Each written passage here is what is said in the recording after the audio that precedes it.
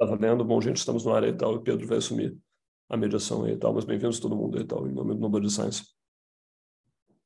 Beleza. Então, boa tarde, pessoal. Bem-vindo para todo mundo.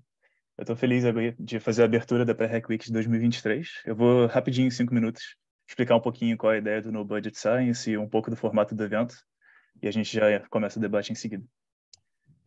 Então, o No Budget Science, na verdade, ele começou como um ciclo de debates informais que rolava no FRJ e que tratava de vários assuntos diferentes que eram caros a gente, tá? Questões de reprodutibilidade científica, de ciência aberta, boas práticas, mas assim também discussões mais amplas, coisas de financiamento, de estruturas de carreira científica, de comunicação científica, etc. E isso rolou de 2016 até 2018 e mudou um pouquinho ao longo dos anos.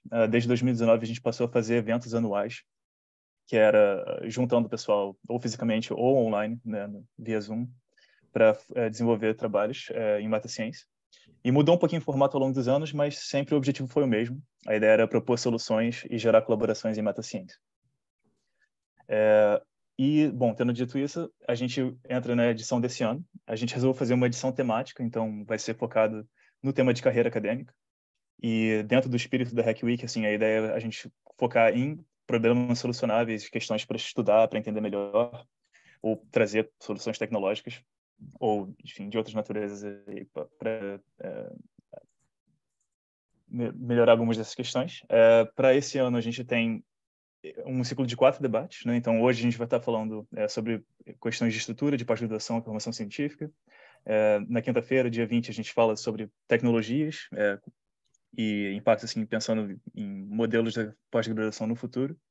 Depois tem um intervalo de 2 semanas e a gente vai estar voltando no dia 3 de agosto para falar de questões de trajetórias acadêmicas e extra-acadêmicas, caminhos alternativos. E na semana seguinte a gente termina tendo um meio que debate sobre ideias de projeto, e é uma coisa que eu vou explicar um pouquinho mais sobre o formato desse ano, como a gente decidiu estruturar.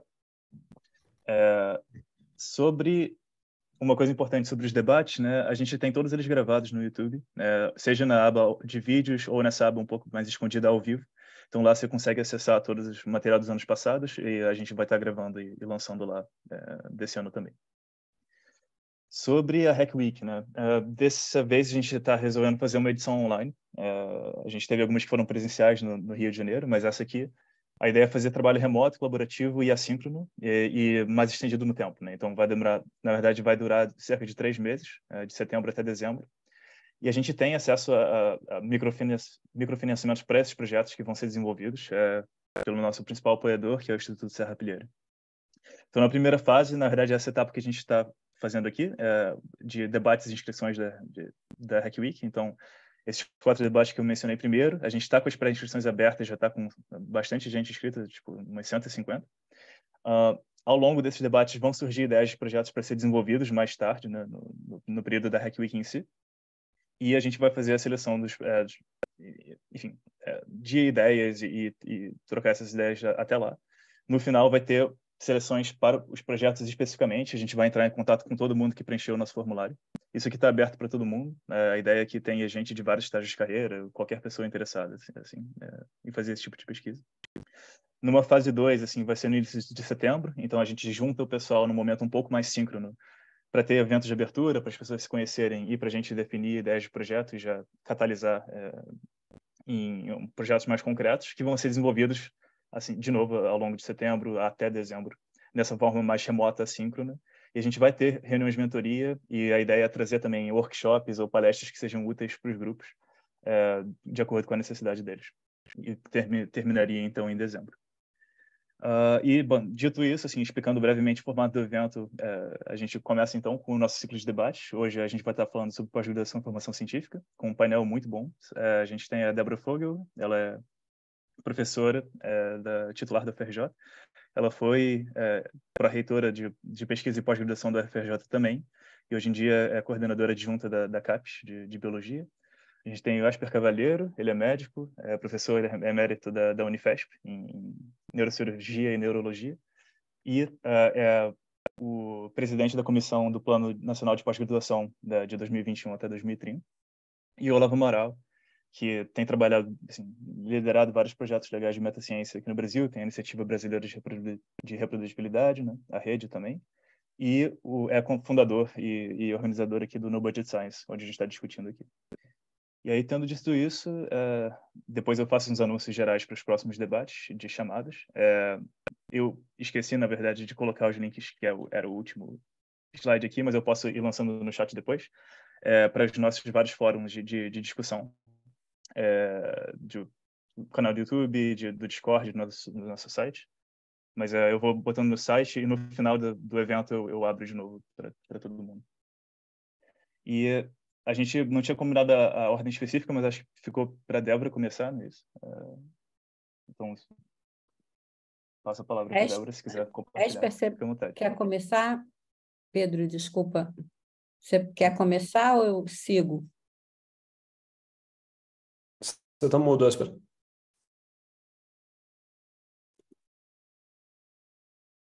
E só para... Começa, então. Acho que pode ser a Débora começando.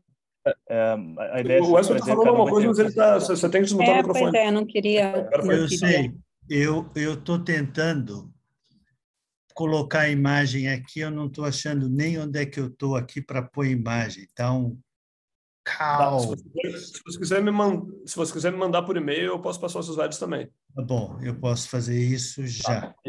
E acho que Débora começa, e aí então, passa para mim.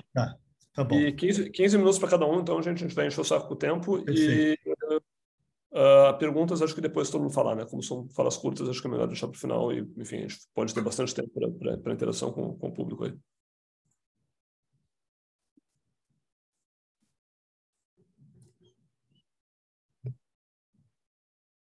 Estou compartilhada? Tá. Sim. Tá certo. Então, queria agradecer muito o convite do Olavo, né, para participar dessa atividade, que é sempre legal, né? O Olavo é um colega meu, né, querido aqui do Instituto, e o Olavo sempre, né, inventa, né, de verdade, coisas bacanas, né, para serem feitas, sempre na fronteira aí do que a gente pode fazer de legal junto aos alunos. Eu até estava lembrando, Olavo, quando você me convidou, eu já tive aqui antes, eu não sei se você lembra uma vez, acho até que foi com o Hugo, não foi? Foi presencial, e se eu não me engano foi 2019, eu acho, né? Então, essa é a minha segunda oportunidade de participar desse evento tão curioso e tão legal. Você vai gostar, Esper. Bom, então, na verdade, eu até lembrei que quando eu... Deixa eu só mudar aqui um negocinho. Quando eu apresentei, né, em 2019, também fiz uma pequena apresentação de slides. Eu me lembro que eu acho que eu terminei com esse slide daqui, que é um pouco, né, que tem a ver um pouco com o nosso tema, que nos aglutina, que é a carreira científica. E aqui tem esses bonequinhos que, de uma certa maneira, traduzem um pouco as diferentes fases, né, dessa carreira pela qual a gente passa, vários de nós está passando, né, e vai passar. Enfim, então, eu vou focar, então, a minha apresentação mostrando alguns dados, né, enfim, do que a gente tem acompanhado, né, porque estamos muito presentes na CAPES ao longo de todos esses anos, e trazer alguns dados também que mostram tendências, né, em especial da formação de mestres e doutores no Brasil.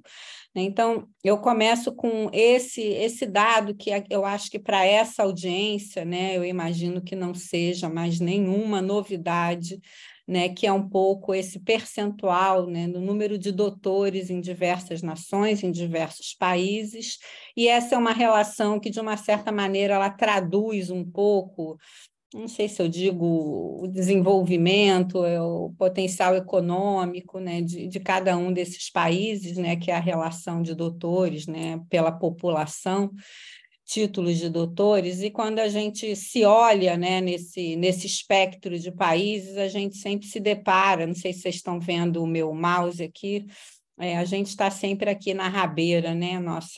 A nossa relação, doutores, né? A população, seja ela que idade for, ela é muito desfavorável, o que mostra, né, que nós temos um enorme espaço para ocupar no que diz respeito à titulação e à formação de doutores no país, né? Então, eu diria que esse é o pano de fundo que a gente nunca pode esquecer, porque, de uma certa maneira, isso precisa nos nortear nas nossas ações, sejam elas quais forem.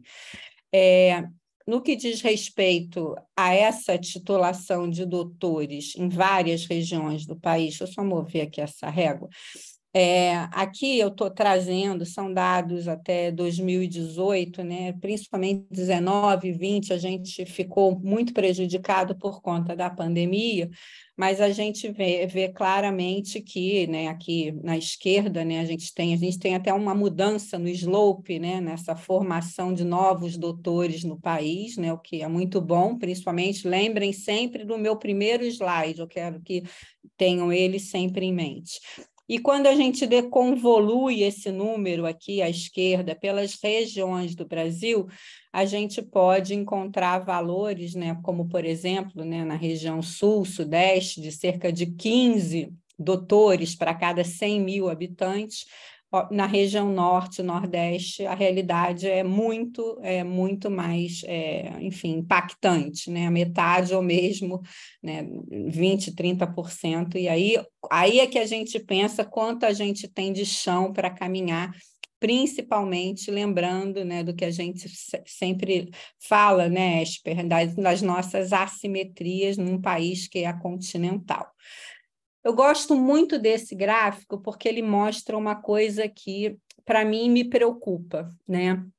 Que aqui são os títulos, número de títulos concedidos. Esse é um dado que eu tirei da revista FAPESP, gosto muito dessa revista, acho uma das melhores revistas no país, inclusive porque tem uma seção, né, de ciência, tecnologia, política científica, que é muito boa.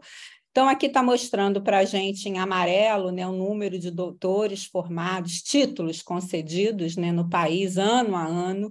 E aqui embaixo, que é o que eu quero chamar a atenção, que é a expansão sobre o número anterior, né? Então, o que esse gráfico faz é comparar 98 com 97, crescemos 11,9%. Comparar 2000 com 1999, crescemos 10%, que mostra a taxa de crescimento.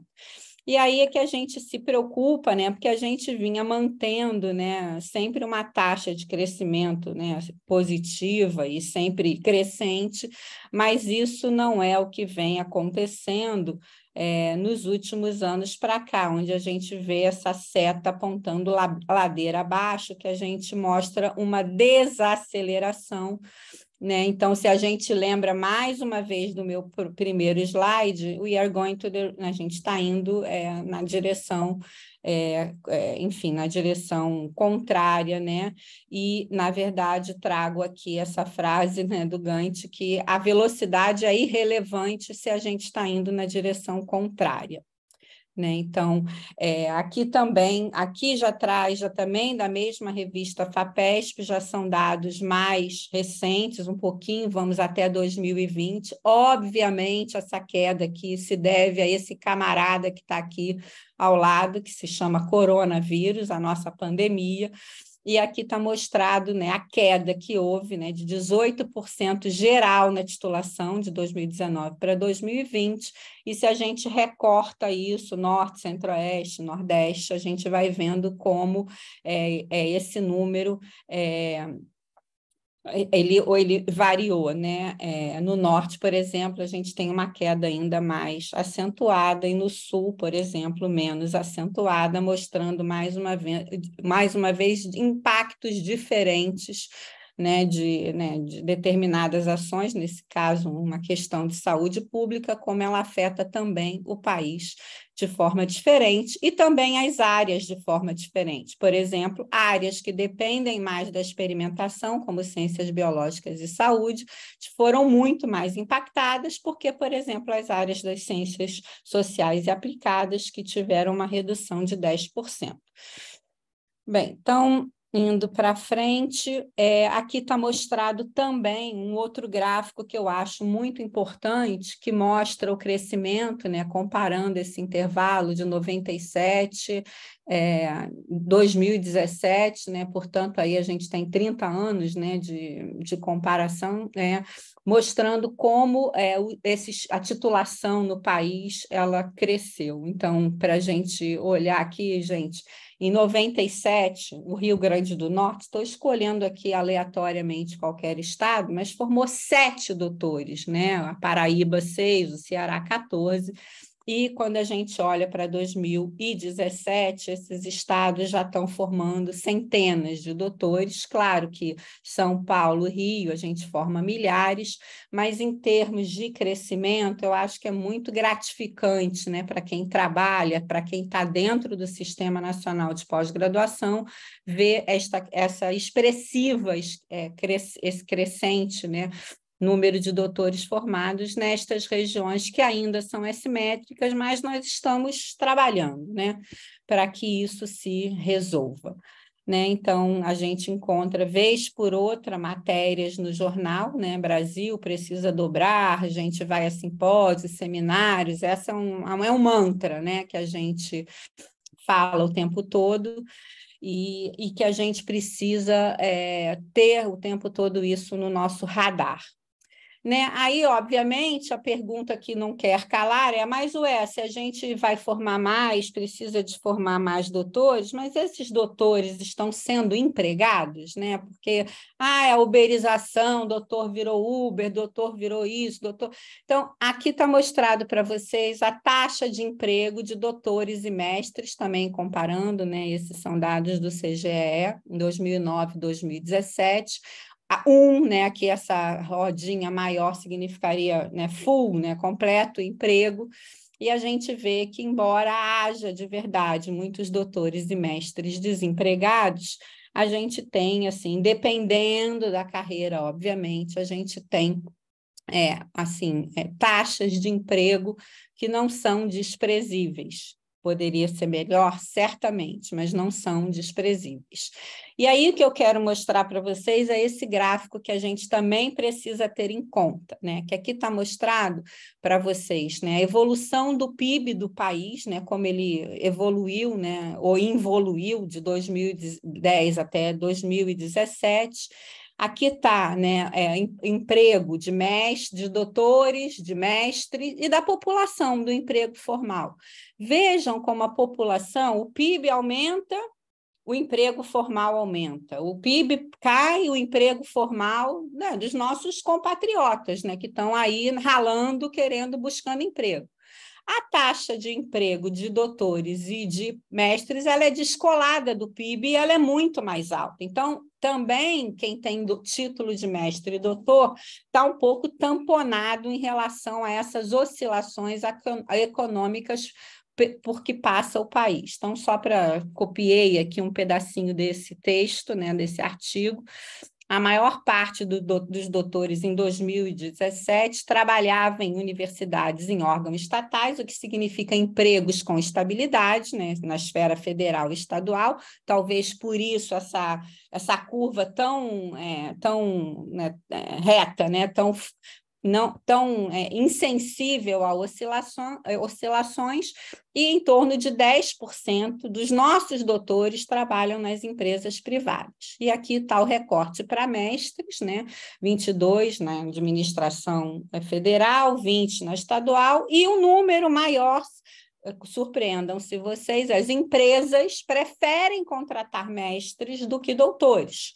Né? Isso é uma coisa meio inédita, eu acredito. E, em termos de remuneração, a remuneração média de 16 mil para doutores e 11 mil para mestres, e os maiores salários estão nas ciências sociais aplicadas e engenharias. Né? Então, também a remuneração de quem porta um título de mestre e doutor é muito mais elevada do que a maioria dos brasileiros. Eu coloquei isso aqui, Olavo e demais, só porque sempre me perguntam a questão, e elas, e as mulheres?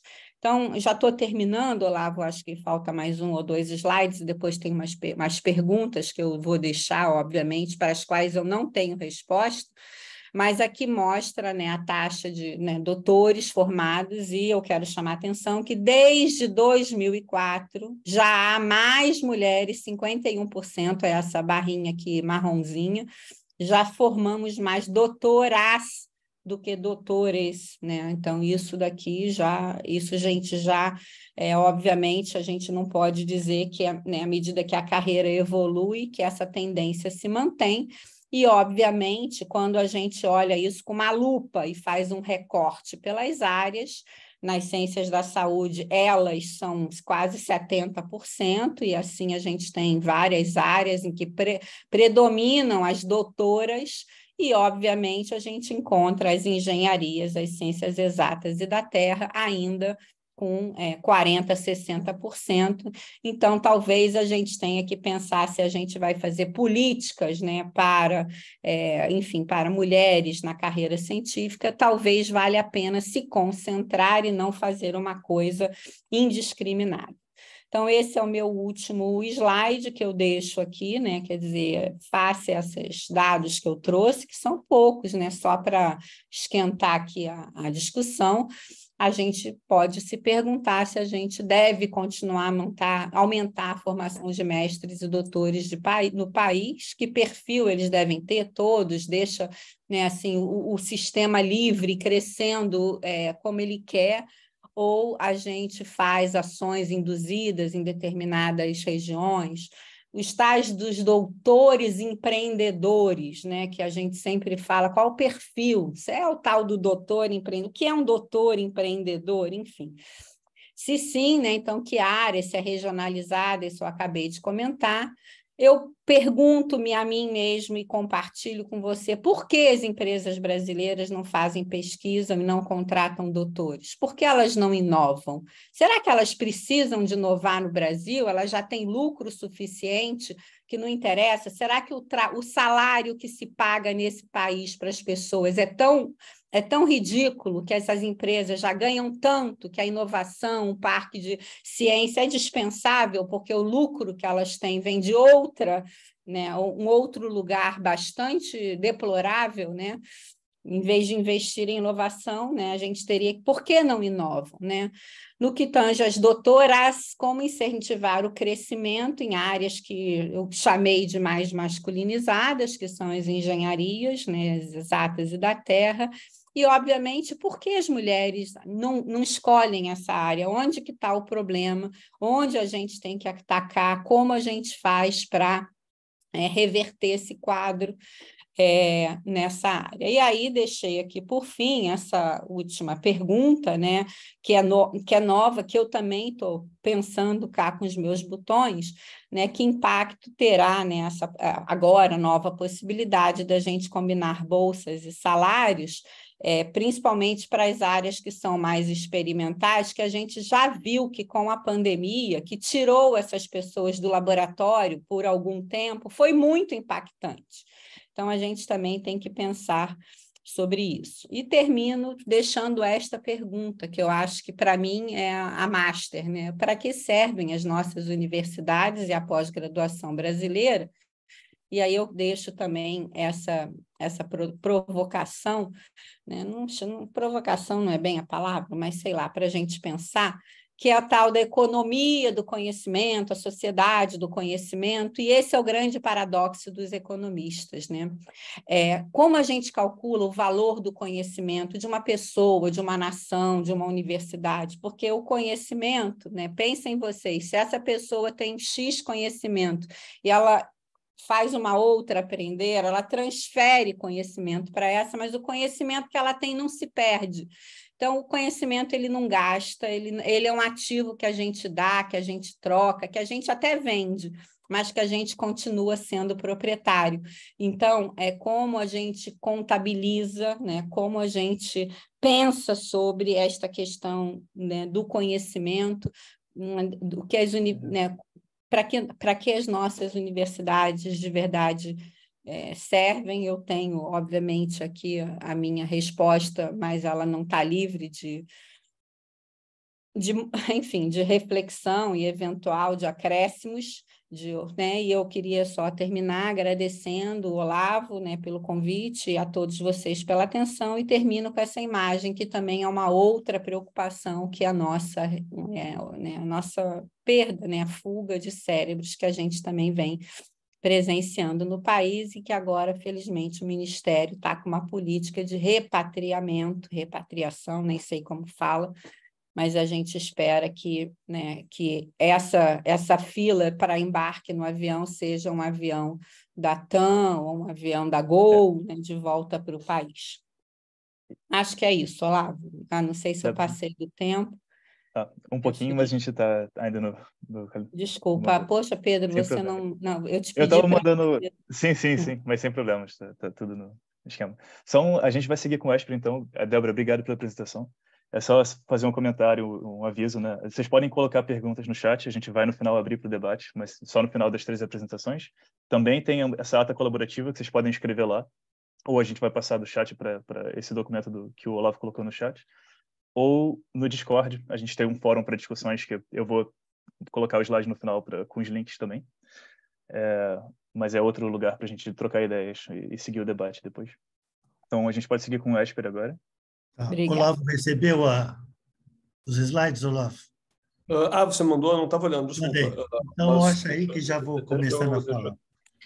Já vejo aqui, peraí.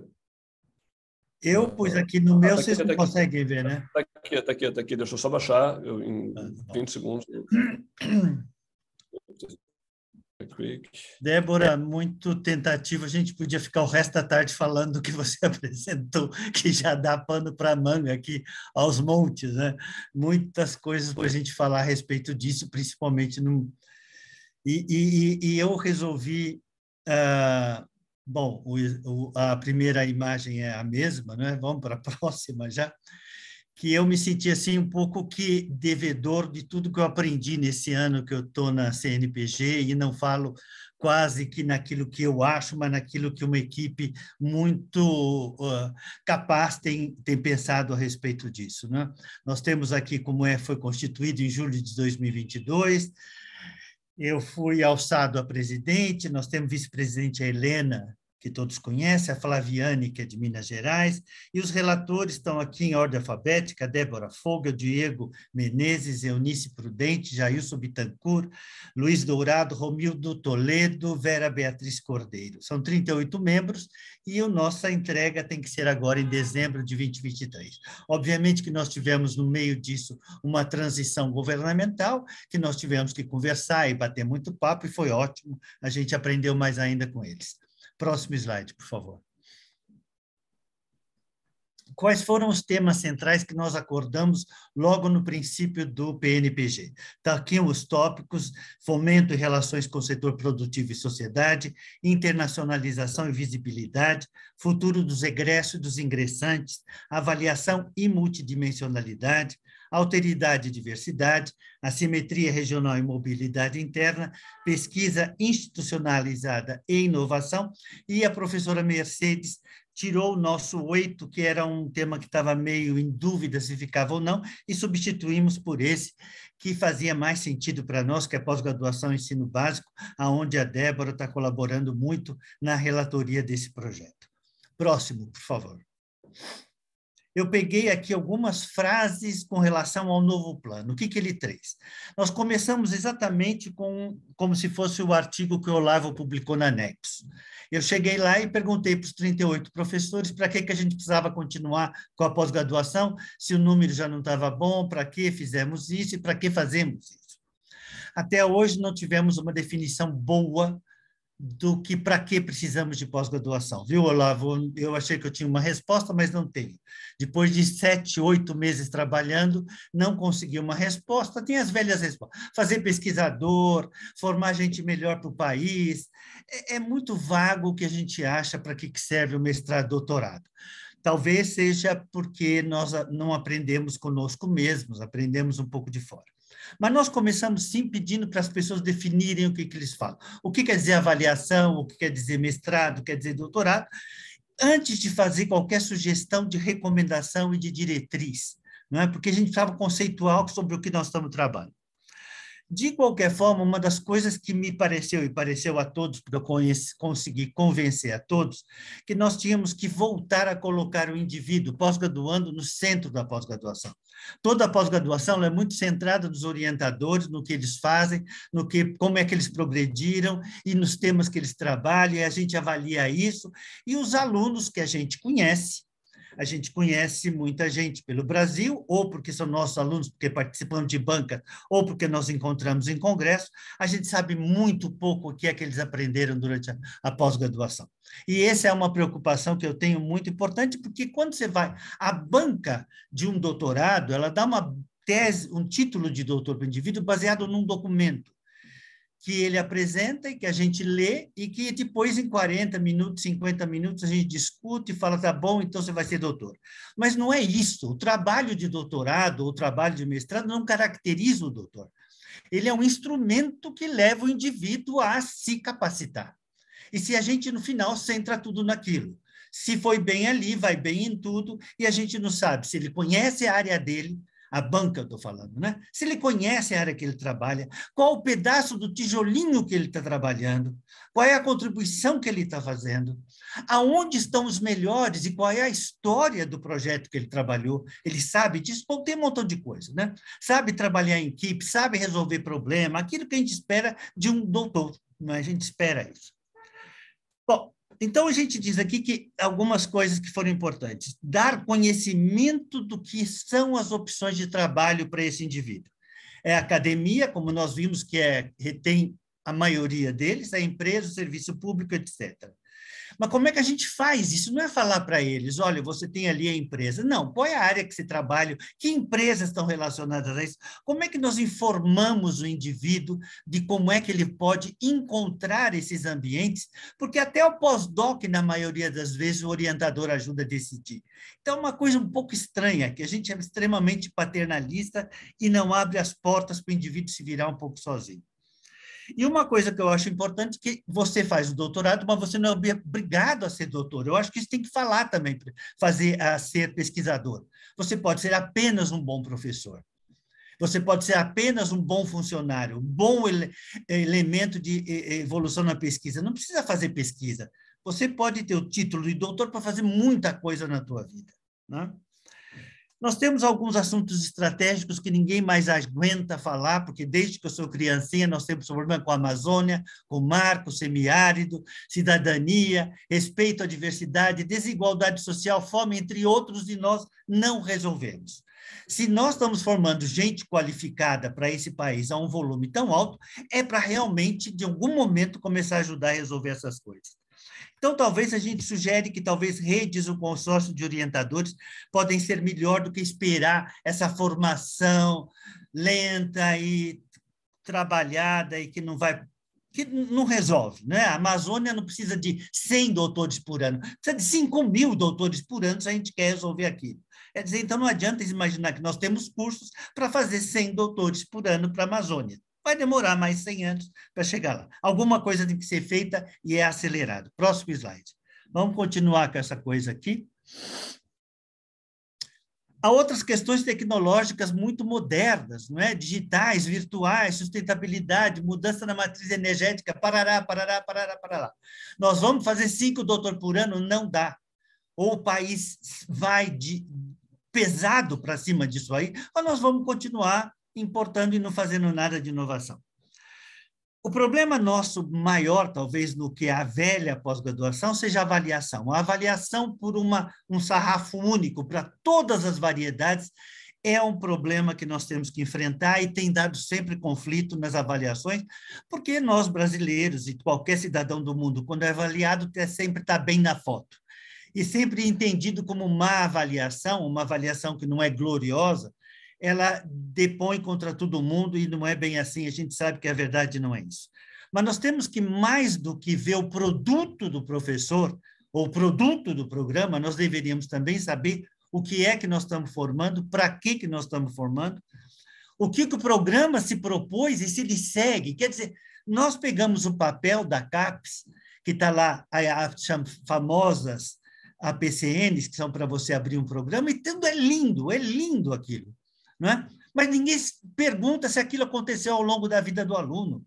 Está lá escrito, tem que aprender isso, tem que aprender aquilo, tem que falar aquilo, mas ninguém sabe se isso acontece. Né? Nós temos muita dificuldade de nos comprometer com o que a gente põe no papel, então serve qualquer coisa. A área multidisciplinar da CAPES ainda está longe de ser entendida e ela fez muita bobagem ao longo dos anos. É a maior área da CAPES hoje, onde a maioria não é multidisciplinar. Existem as multidisciplinares, que são raras, mas a maioria foi junção de pessoas para criar novos cursos. Junta um matemático, um físico, um químico, porque só tinha um doutor em cada área, junta e fala que é multidisciplinar e cada um continua fazendo o que quer individualmente. Eles nunca pensaram em trabalhar juntos e não querem trabalhar juntos. Então, fica lá você avaliando um multidisciplinar que é tudo picadinho. Talvez a gente devesse realmente imaginar que a convergência devia gerar essa multidisciplinaridade, porque disciplina não tem mais nada a ver com nada. Em termos de pesquisa, nós podemos ter o quê? Conjunto de disciplinas, ou muito mais do que isso, e não pensar tanto nela, mas pensar nas perguntas que nós queremos resolver. Talvez seja esse o caminho da pós-graduação. As agências de fomento no Brasil precisam parar de querer competir entre si e ser muito mais colaborativo e complementar, do que ficar fazendo coisas iguais, semelhantes, e não disputarem essa coisa. E também as universidades precisam ter mais liberdade, desde que tenham responsabilidade acadêmica e social, para ter ousadia na pós-graduação. Nós temos uma continuidade. Por exemplo, se a instituição mais antiga do Brasil fazia curso de matemática, física e todo mundo repetiu isso no Brasil, como se nós não tivéssemos nenhuma ideia do que poderíamos fazer de diferente. Então, nós fazemos por aí. Vamos em frente. Essas aqui estão as críticas do que a gente encontrou. Próximos. Então, nós vamos falar agora de dois, três temas que eu tentei ver, e talvez isso a Débora deu uma introdução boa, né?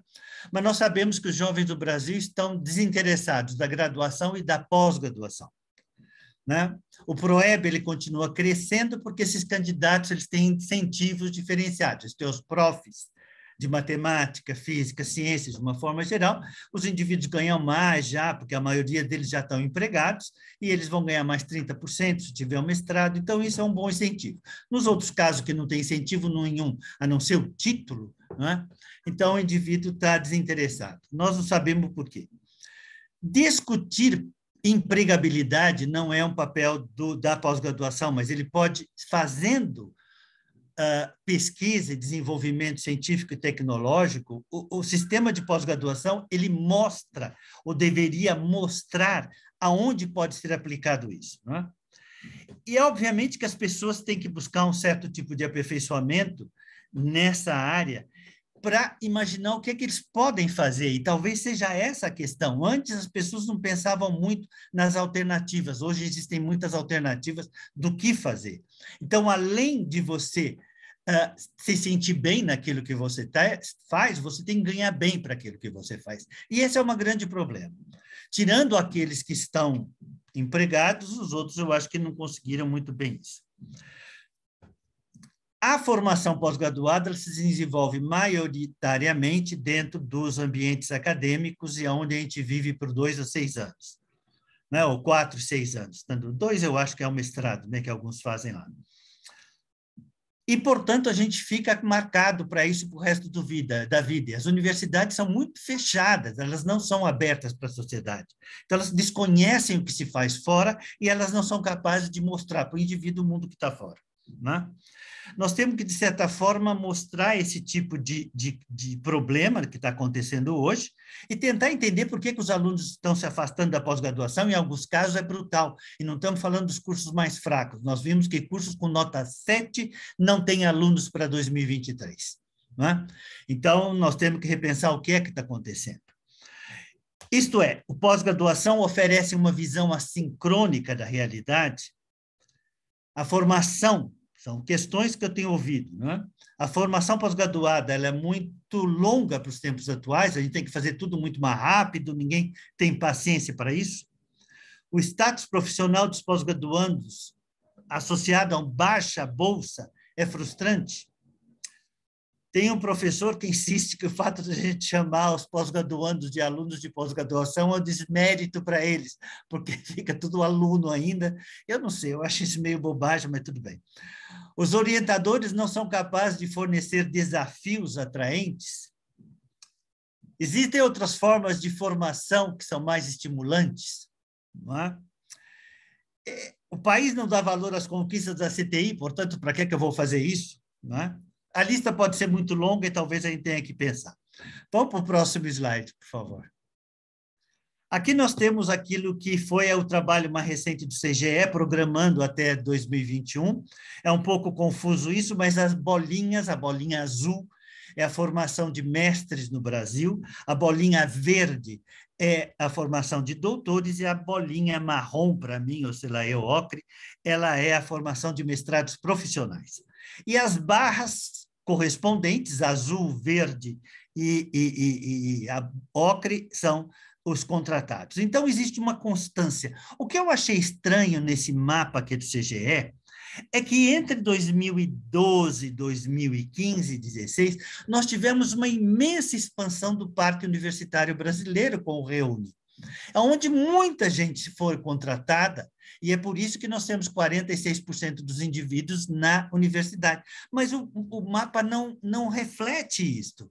Parece uma constante horrível, né? Uma coisa assim meio contínua, sem nenhum impacto que se possa fazer. Se o crescimento das vagas universitárias não impactou aqui, eu não sei quando é que vai impactar. Eu acho que nunca nós temos... E a questão é que no resto do mundo nós temos desempregados doutores, né? Não estou falando de mestre, porque é mais complicado, doutores é 2%, e no Brasil é 25%. Nós precisamos entender também essa vazão. Próximo slide, por favor. Saiu semana passada esse trabalho do Fórum Econômico Mundial sobre as 10 habilidades ou capacidades ou competências que se procuram nos indivíduos que estão procurando emprego em 2023. Vocês observam que as duas primeiras são aquelas funções cognitivas que nós esperamos que todos os nossos doutores tenham. Pensamento analítico e pensamento criativo. É isto que realmente importa para o mundo hoje, porque se nós estamos falando... Notem bem que eles datam a coisa. Isso é para 2023, ninguém está falando que para 2030 vai continuar o mesmo. Mas é bem provável que sim, se nós continuamos falando que nós estamos numa sociedade de conhecimento. As outras 10 são todas coisas que a gente gostaria, não só que tivesse em qualquer indivíduo que vai buscar emprego, mas também nos nossos pós-graduandos, que são aquilo, curiosidade para o longo da vida. Não é porque você tem o título que você encerrou. Não, você não sabe nada, você vai começar. O doutorado só te dá o passaporte para você começar a pensar com a tua cabeça, mais do que com a cabeça do orientador, né? Esper, só para avisar, deu 15 minutos, então se você quiser... Tá vamos passar para o próximo. Não está passando, foi. Então, eu vou pular isso aqui, vamos lá, vamos ver para onde é que eu vou aqui. Aqui era mais ou menos como resolver. E aqui que eu acho a simetria, né? Se nós olharmos a evolução dos programas de pós-graduação, em intervalo de 10 anos, nós vamos ver que no Brasil aumentou muito o número de pós-graduação, mas a distribuição variou muito pouca. Quer dizer, então, nós temos uma concentração ainda na região sudeste, e a Bahia parece muito mais com o sudeste do que com o nordeste, porque ela tem um crescimento bastante grande. E o próximo... Bom, as assimetrias estão aqui colocadas. Eu acho que nós temos muita coisa para fazer pela assimetria, próximo, e que não é só a colocação de dinheiro, né? Próximo slide. E aqui acaba. Eu quero acabar por aqui, talvez a gente possa conversar melhor depois, né? Obrigado. Perfeito. Obrigado, Esper. A gente vai ter bastante tempo para discussão depois, e também com as perguntas do chat. Então, a gente segue agora com o Olavo. Tudo bem, deixa eu só achar minha própria apresentação aqui. Foi. Opa, está no final. Bom, gente, obrigado. Acho que não está compartilhando, pelo menos não para mim. Eu só botei aqui. Agora foi, né? Foi. Tá. Gente, muito obrigado pela presença e tal. Acho que as palestras que me precederam e tal foram excelentes, com muitas perguntas, e espero que o Bruno esteja fazendo um esforço para conseguir anotá-las todas na nossa ata compartilhada. Imagino que vai ser difícil. Mas, enfim, acho que é legal. A gente vai ter muita coisa se a gente não conseguir terminar a discussão aqui e tal. Acho que a gente pode levar isso aí depois adiante para o Discord, para o evento, assim, e tal. Acho que excesso de perguntas não é um problema, né? Eu certamente vou ser menos tarimbado do que as pessoas que me precederam para falar, assim, em termos de meu conhecimento do sistema de pós-graduação, mas eu estou começando falando de galinhas canibais aí e tal. Enfim, o meu interesse vem um pouquinho de trabalhar com projetos grandes aí e tal, e isso eu aprendi nos últimos anos, assim, mas se você selecionar galinhas com base em quantos ovos elas põem, se você pegar as galinhas que mais põem ovos e juntá-las a um galinheiro com base na oviposição individual, e tentar criar o seu galinheiro e a sua criação de ovos nesse sentido, você se dá mais ou menos mal, porque o quanto que galinhas produzem ovos meio que correlaciona com o quanto que elas têm comportamento agressivo. Elas às vezes apresentam comportamento canibal, elas começam a comer as outras galinhas, e a resultante de você selecionar galinhas individualmente, na verdade, é você ter galinheiros em que você tem que cortar o bico das galinhas para elas não se agredirem. E lá pelos anos 90 alguém se deu conta que é muito melhor você tentar selecionar por grupos, aqui pegar grupos de galinhas que funcionam bem, e ter isso como unidade de seleção, né? Essa metáfora não é minha, essa metáfora é do Richard McCarthy. As pessoas querem olhar essa palestra aqui e tal, enfim, eu roubei descaradamente dele. Isso aqui também, nesse paper aqui é muito legal também, aqui do Leo Choking. Mas isso é uma coisa que tem me preocupado, assim, porque eu tenho passado boa parte do meu tempo aí tentando organizar projetos científicos de maior escala e tal, da ordem de dezenas ou centenas de pessoas trabalhando por um objetivo comum, sob uma coordenação central.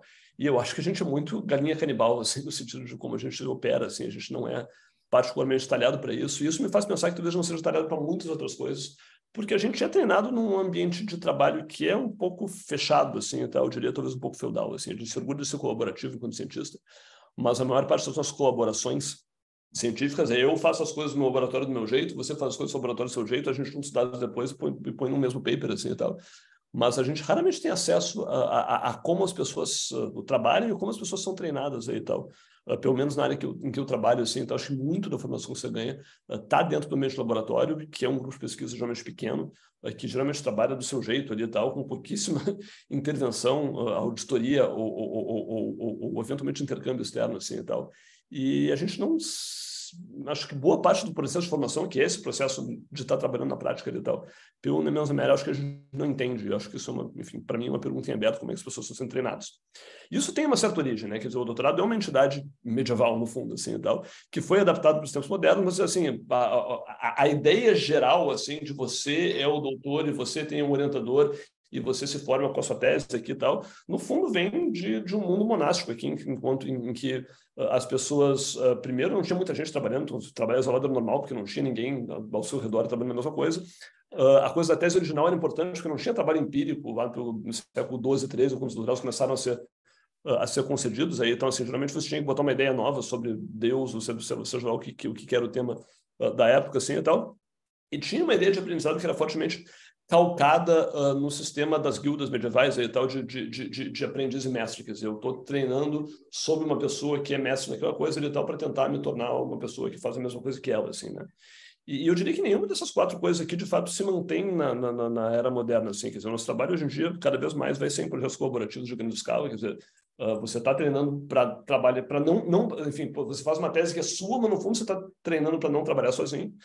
Cada vez mais você tem a possibilidade de ser orientado e que muita gente participe na sua formação. Quer dizer, não tem só um mestre disponível, a gente tem muita gente trabalhando com o tema no mundo e a gente tem acesso cada vez mais possível às pessoas via tecnologia. A gente cada vez mais tem carreiras que não são acadêmicas, a gente vai ter, isso é uma realidade, acho que a gente não vai conseguir fugir disso, que a gente não tem como acompanhar o número de vagas na academia com o número de doutores e forçosamente a gente tem que estar treinando gente para fazer coisas que não é o que o orientador dela faz, e isso é um desafio que acho que a gente não resolveu ainda. E, de novo, assim, até que ponto você tem que ter uma tese original para estar fazendo pesquisa? Não tenho certeza. Acho que muitos trabalhos de pesquisa é coletar dados, gerar ferramentas, métodos, várias outras coisas aí que não são necessariamente uma tese original a respeito do mundo e talvez não precise ser assim, né? E eu acho, a minha primeira pergunta vem um pouquinho disso aí, quer dizer, o que é uma tese de doutorado, assim, e tal? E não está escrito em muitos lugares, assim, tal, programas têm interpretações particulares disso, pessoas têm interpretações particulares disso. E o que eu vejo, assim, nos poucos programas que eu conheço é que como o conceito não se aplica, obviamente, de forma igual para todas as áreas de pesquisa, e tal, a gente acaba que muitas teses são meio que gambiarras, né? Porque você não tem realmente uma tese como tinha a tese teológica de 1000 anos atrás. Então, daqui a pouco a tese é um conjunto de artigos que você junta, meio que faz uma emenda ali e tal, faz uma introduçãozinha curta, junta isso aqui e tal. A tese é uma revisão teórica, que não necessariamente tem que avançar uma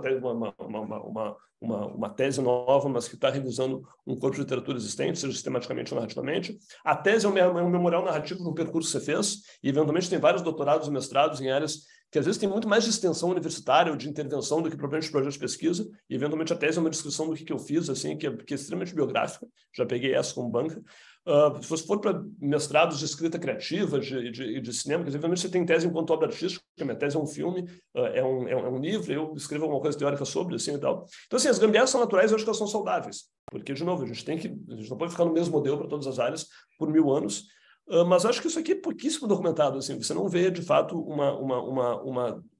enfim, eu não conheço, pelo menos, um trabalho empírico para dizer o que tem nessas milhares e milhares de teses que a gente está produzindo todos os anos, daqui a que ponto elas se conformam a um formato de tese mais tradicional, versus tem inovações muito dramáticas do que pode ser uma tese. Assim, a gente tentou puxar isso aí num debate no Nobel de Science há 5 anos atrás, e que a minha conclusão na época, assim, cara, as pessoas pensam muito diferente isso aqui e tal. A gente chegou a fazer um pitch de, vamos perguntar para as pessoas aqui e tal, mas não chegou a levar isso adiante. Mas eu acho que o que é uma tese é uma coisa que é respondível, na verdade, porque assim, teses no Brasil são, de forma geral, públicas, a CAPES disponibiliza boa parte das teses que são feitas no Brasil, no catálogo de teses de dissertações. Em tese, você tem a obrigação de depositar isso, claro que tem exceções, etc. e tal, a cobertura não é perfeita, mas assim, as teses estão aí, então, assim, sabe, dá para olhar e dá para dar uma lida, dá para usar processamento de linguagem natural, enfim, sei lá, simplesmente olhar o índice aqui, ver como é que as coisas estão formatadas, não em termos de margens e número de palavras, mas em termos de, sei lá, que tipo de formato tem o documento como um todo. Então, assim, me parece um respondível. Os próprios programas também, assim, todos eles têm a sua proposta disponível na Sucupira, nem sempre vai ter lá o que é uma tese, mas você pode entrar nas páginas e achar regulamentos. Então, assim, me parece que como é que programas manejam essa coisa da tese é uma coisa manejável que seria interessante para tentar entender o que as pessoas fazem. Claro, a terceira opção é perguntar para as pessoas, sabe? Perguntar para pesquisadores ou para coordenadores de pós ou para alunos de PG o que você acha que é uma tese em áreas diferentes. E eu tenho a impressão que seriam respostas, no mínimo, interessantes, assim, então, para a gente refletir. Enfim, isso que parece que é óbvio para todo mundo, assim, então, na prática não é óbvio, enfim, talvez não esteja claro para ninguém.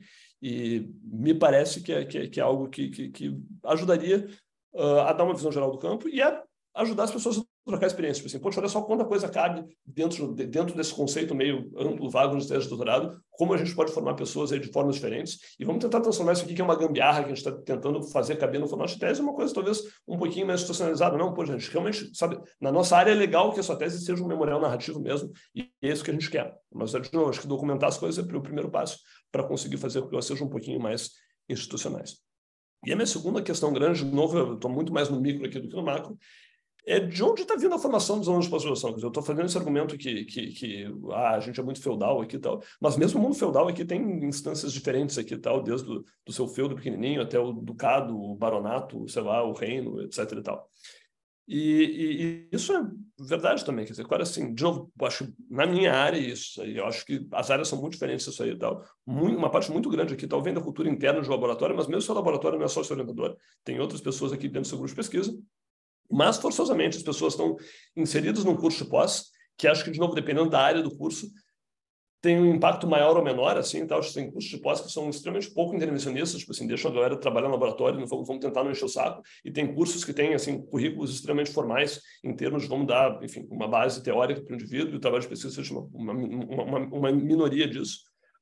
Mas acho que a gente não tem uma visão bird's eye, assim, disso aí. Os cursos da universidades, que no Google Images são sempre tipo Cambridge, assim, então, essas coisas bonitas, assim, enfim, não parece fundão, mas enfim, que estão dentro do mundo e que cada vez está mais conectado. Então, assim, eu acho que a gente tem uma janela muito grande para ter formação de muitas vias e formas, etc., para além do seu orientador, assim, e tal. Isso é uma soma interessante, eu diria. Acho que essa soma ficou mais interessante à medida que a gente tem acesso a recursos educacionais abertos, a, enfim, tecnologias de comunicação, etc. e tal.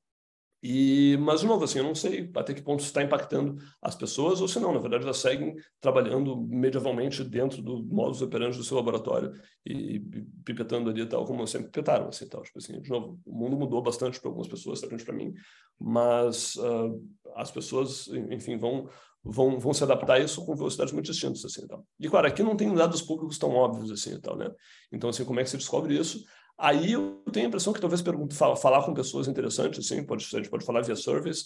De novo, assim, a gente tem acesso aos programas de pós via Sucupira, você tem os e-mails, claro que assim, nem todo mundo responde, assim, mas mandar um service sistemático para pós-graduações brasileiras não é uma coisa tão difícil. E você tem, talvez, entrevistas estruturadas, etc. e tal. Acho que, de novo, os relatos narrativos aqui são interessantes. Então, sabe, ouvir, sei lá, 50 alunos de pós-graduação em áreas diferentes, em lugares diferentes do país, simplesmente para ver como é que foi a experiência deles, eu acho que seria fascinante por si só, assim, tal, como projeto. E ainda que, de novo, assim, é difícil abordar isso aqui diretamente com dados, eu acho que tem proxies, assim, né? Quer dizer, tem métricas indiretas que têm a ver com essa ideia de, poxa, até que ponto você tem uma formação local dentro do seu grupo de pesquisa ou dentro da sua pós-graduação versus fora. Você pode ver o quanto que as pessoas colaboram em termos de coautoria, quer dizer, poxa, até que ponto as pessoas têm coautorias com pessoas fora do seu laboratório, fora do seu curso, fora da sua universidade, fora do país, incluindo aí coautorias recorrentes, quer dizer, pessoas que são coautores recorrentes, que talvez sejam orientadores, entre aspas, não estão naquele programa em particular, assim, tá, mas que têm um papel de mentoria. Você pode ver coisas simples, assim, tipo assim, quantos por cento da disciplina os alunos cursam dentro ou fora do curso e tal, até que ponto as pessoas de fato saem para fazer formação em outros lugares versus não, poxa, 90% dos créditos estão sendo cursados na minha própria pós-graduação. Frequência de outros modelos de orientação, então orientação dupla, etc. e tal.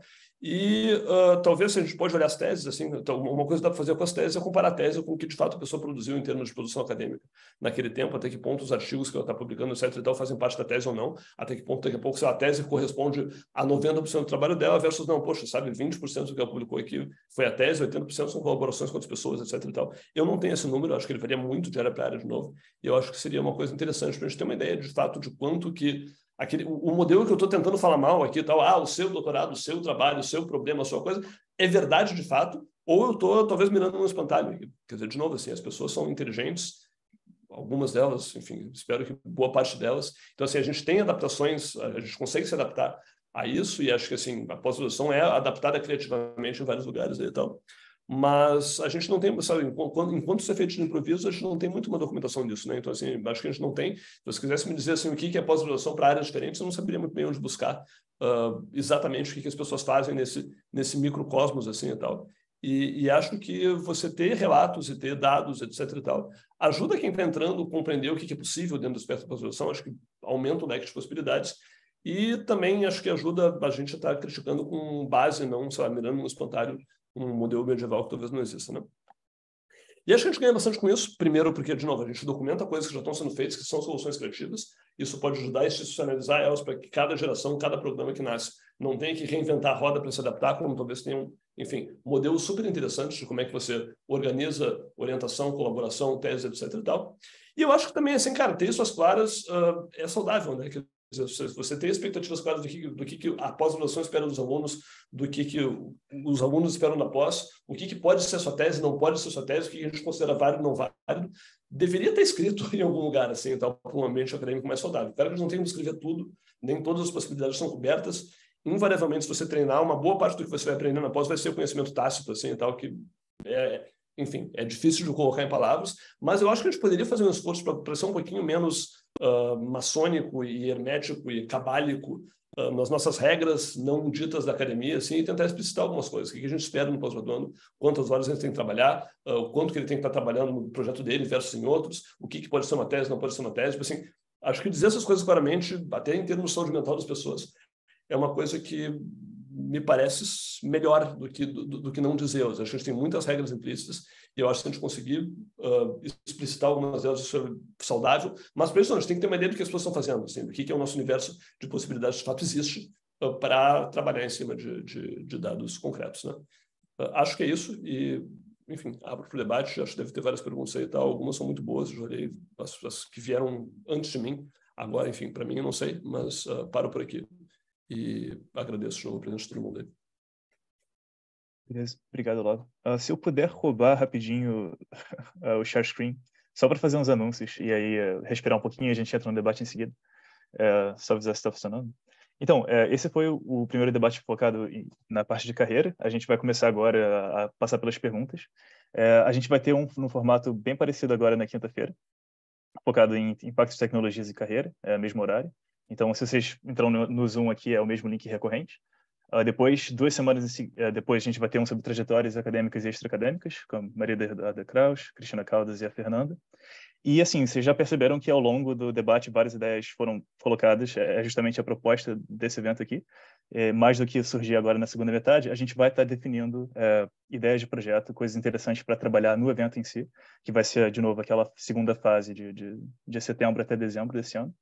E, enfim, tudo que surgir a gente está anotando aqui no Slack, vai pegar o chat do Zoom, vai passar para esses documentos e discutir em conjunto mais tarde. E uma coisa que eu não fiz na primeira metade, ficou me assombrando aqui, a gente tem vários links importantes e interessantes para o evento. Então, tem aqui o nosso site, eu vou colar de novo tudo aqui no chat do Zoom. O site do evento, o Discord para fazer toda a parte de discussão e seguir assim depois do evento daqui. Nosso e-mail e contato, Twitter, no YouTube, está tudo aqui. Eu vou colar no chat em seguida. E agora a gente abre para a parte dos debates. A gente tem 3 perguntas aqui no chat que eu olhei desde então. Primeiro é o Thiago. Se você quiser fazer a pergunta aberta, pode abrir o microfone, senão eu vou parafrasear aqui. Opa, beleza, Pedro. Vou abrir aqui o microfone. Me ouvem? Beleza, eu queria agradecer primeiro a professora Débora e a professora Espe pelo debate, muito interessante. Eu estava pensando que esses dados de pós-graduação que a professora Débora trouxe são muito interessantes sobre o quanto que o doutorando tem empregabilidade e tudo mais, mas eu penso que, na minha perspectiva individual, eu queria entender um pouco da causalidade, sabe? Na minha decisão de tomar um doutorado, será que isso vai aumentar minhas chances de ter um emprego, diminuir e tudo mais? E aí eu penso nos fatores que são confundidores nisso. Né? Então, por exemplo, eu imagino que pessoas que vêm de famílias mais ricas têm, em média, salários mais altos, independente do doutorado não, e, ao mesmo tempo, essas pessoas que vêm de famílias mais ricas têm uma chance maior de ter um doutorado. Então, eu queria saber como que, nessas análises, esses fatores sociodemográficos entram em consideração na hora de vir com esse dado da porcentagem de doutorandos empregados, do salário médio do doutor e do mestre no Brasil e tudo mais.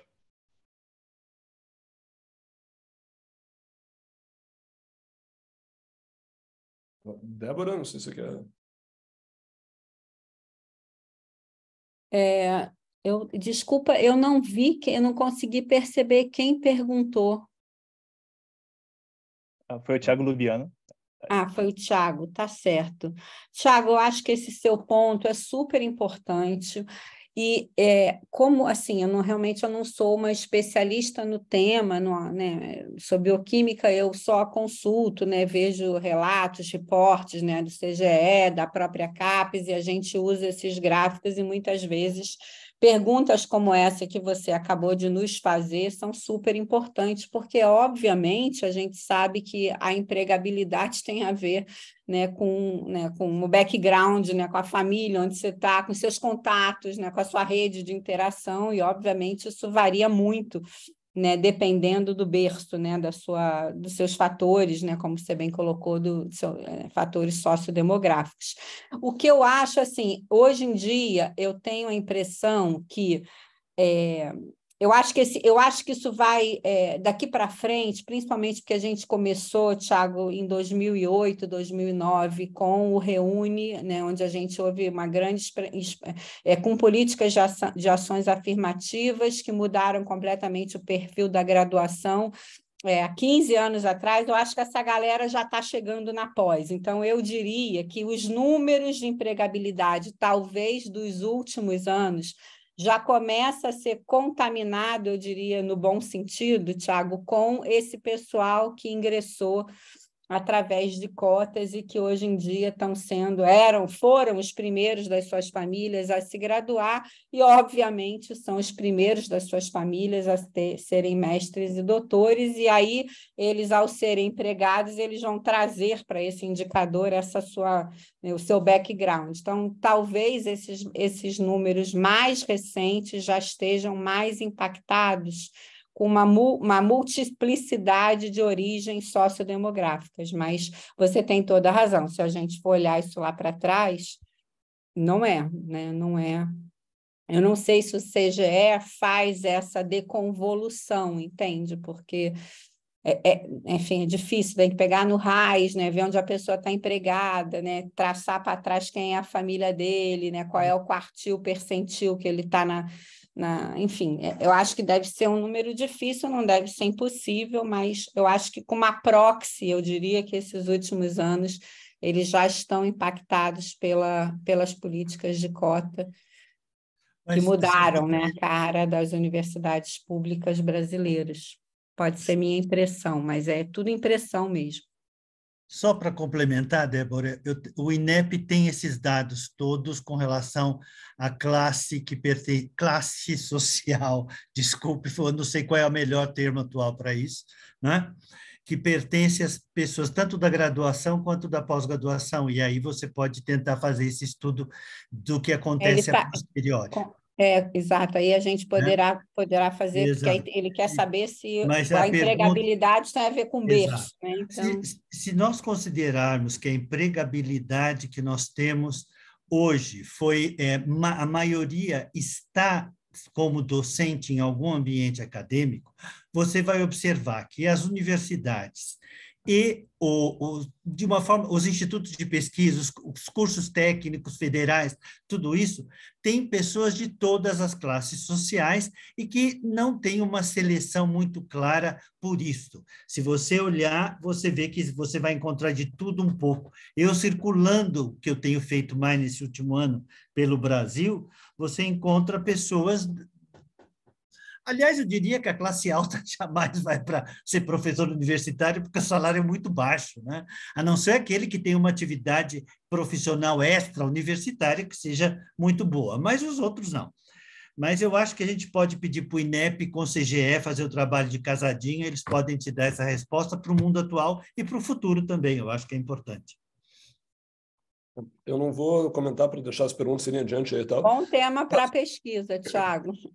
Mas eu acho que assim, conjuntos de dados que possam ser usados é importante. Então, assim, se Esper e Débora puderem, enfim, jogar no chat ou nos darem depois, a gente pode pedir por e-mail depois dele, tá? Mas sabe, onde é que estão esses dados do INEP? Onde é que estão os dados do CGE que você mostrou até 2021? Eu não conhecia esse, eu só consigo acessar até 2017. Esses não estão publicados ainda, só foram apresentados para nós da Comissão de Pós-Graduação, a Débora tem, né? Então, não foram apresentados porque estão precisando ainda ser discutidos melhor por quem conseguiu. Mas nós podemos, né, Débora, levar a pedido para a Sofia, que é da CGE, que faz isso, junto Sim. com o Moreno, que está lá no INEP, os dois juntos fazem isso. Para eles é brincadeirinha fazer isso. Né? E um terceiro dado citado aí, tipo assim, você disse que o interesse na pós diminuiu, eu também tenho essa impressão de olhando. Não, isso é verdade. Se você faça uma visita à sua pró-reitoria de pós-graduação. Tá? Eu acho que no CCS isso é verdade, mas assim, a gente tem esse dado assim, para o Brasil, assim, não sei. Não, nós temos estimativas feitas pelas próprias instituições. Você vai ver que os cursos tradicionais estão perdendo aluno, e isso é notável no Brasil todo. Aqueles com uma visão profissional, eles continuam indo bem, né? Que dão uma... E isso mostra muito que a juventude tem pouca paciência em ficar se preparando para um emprego que ela não sabe qual vai ser. Então, vai direto, eles estão muito antenados com onde é que vai trabalhar e se dá bem o mais rápido possível, do que esperar 6 anos para ir começar alguma coisa voltada ao emprego. A vida ficou muito assustada com a pandemia, assustou todo mundo, então a vida tem que ser mais depressa.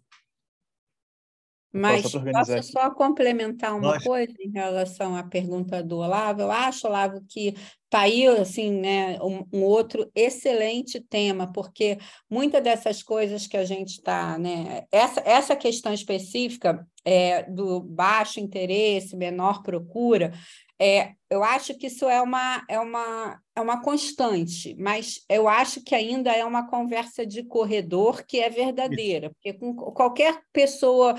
Se você conversa aí no corredor, aí no CCS, na Biofi, todo mundo está sentindo isso. Se você vai em outras universidades, quando a gente está nos corredores da CAPES.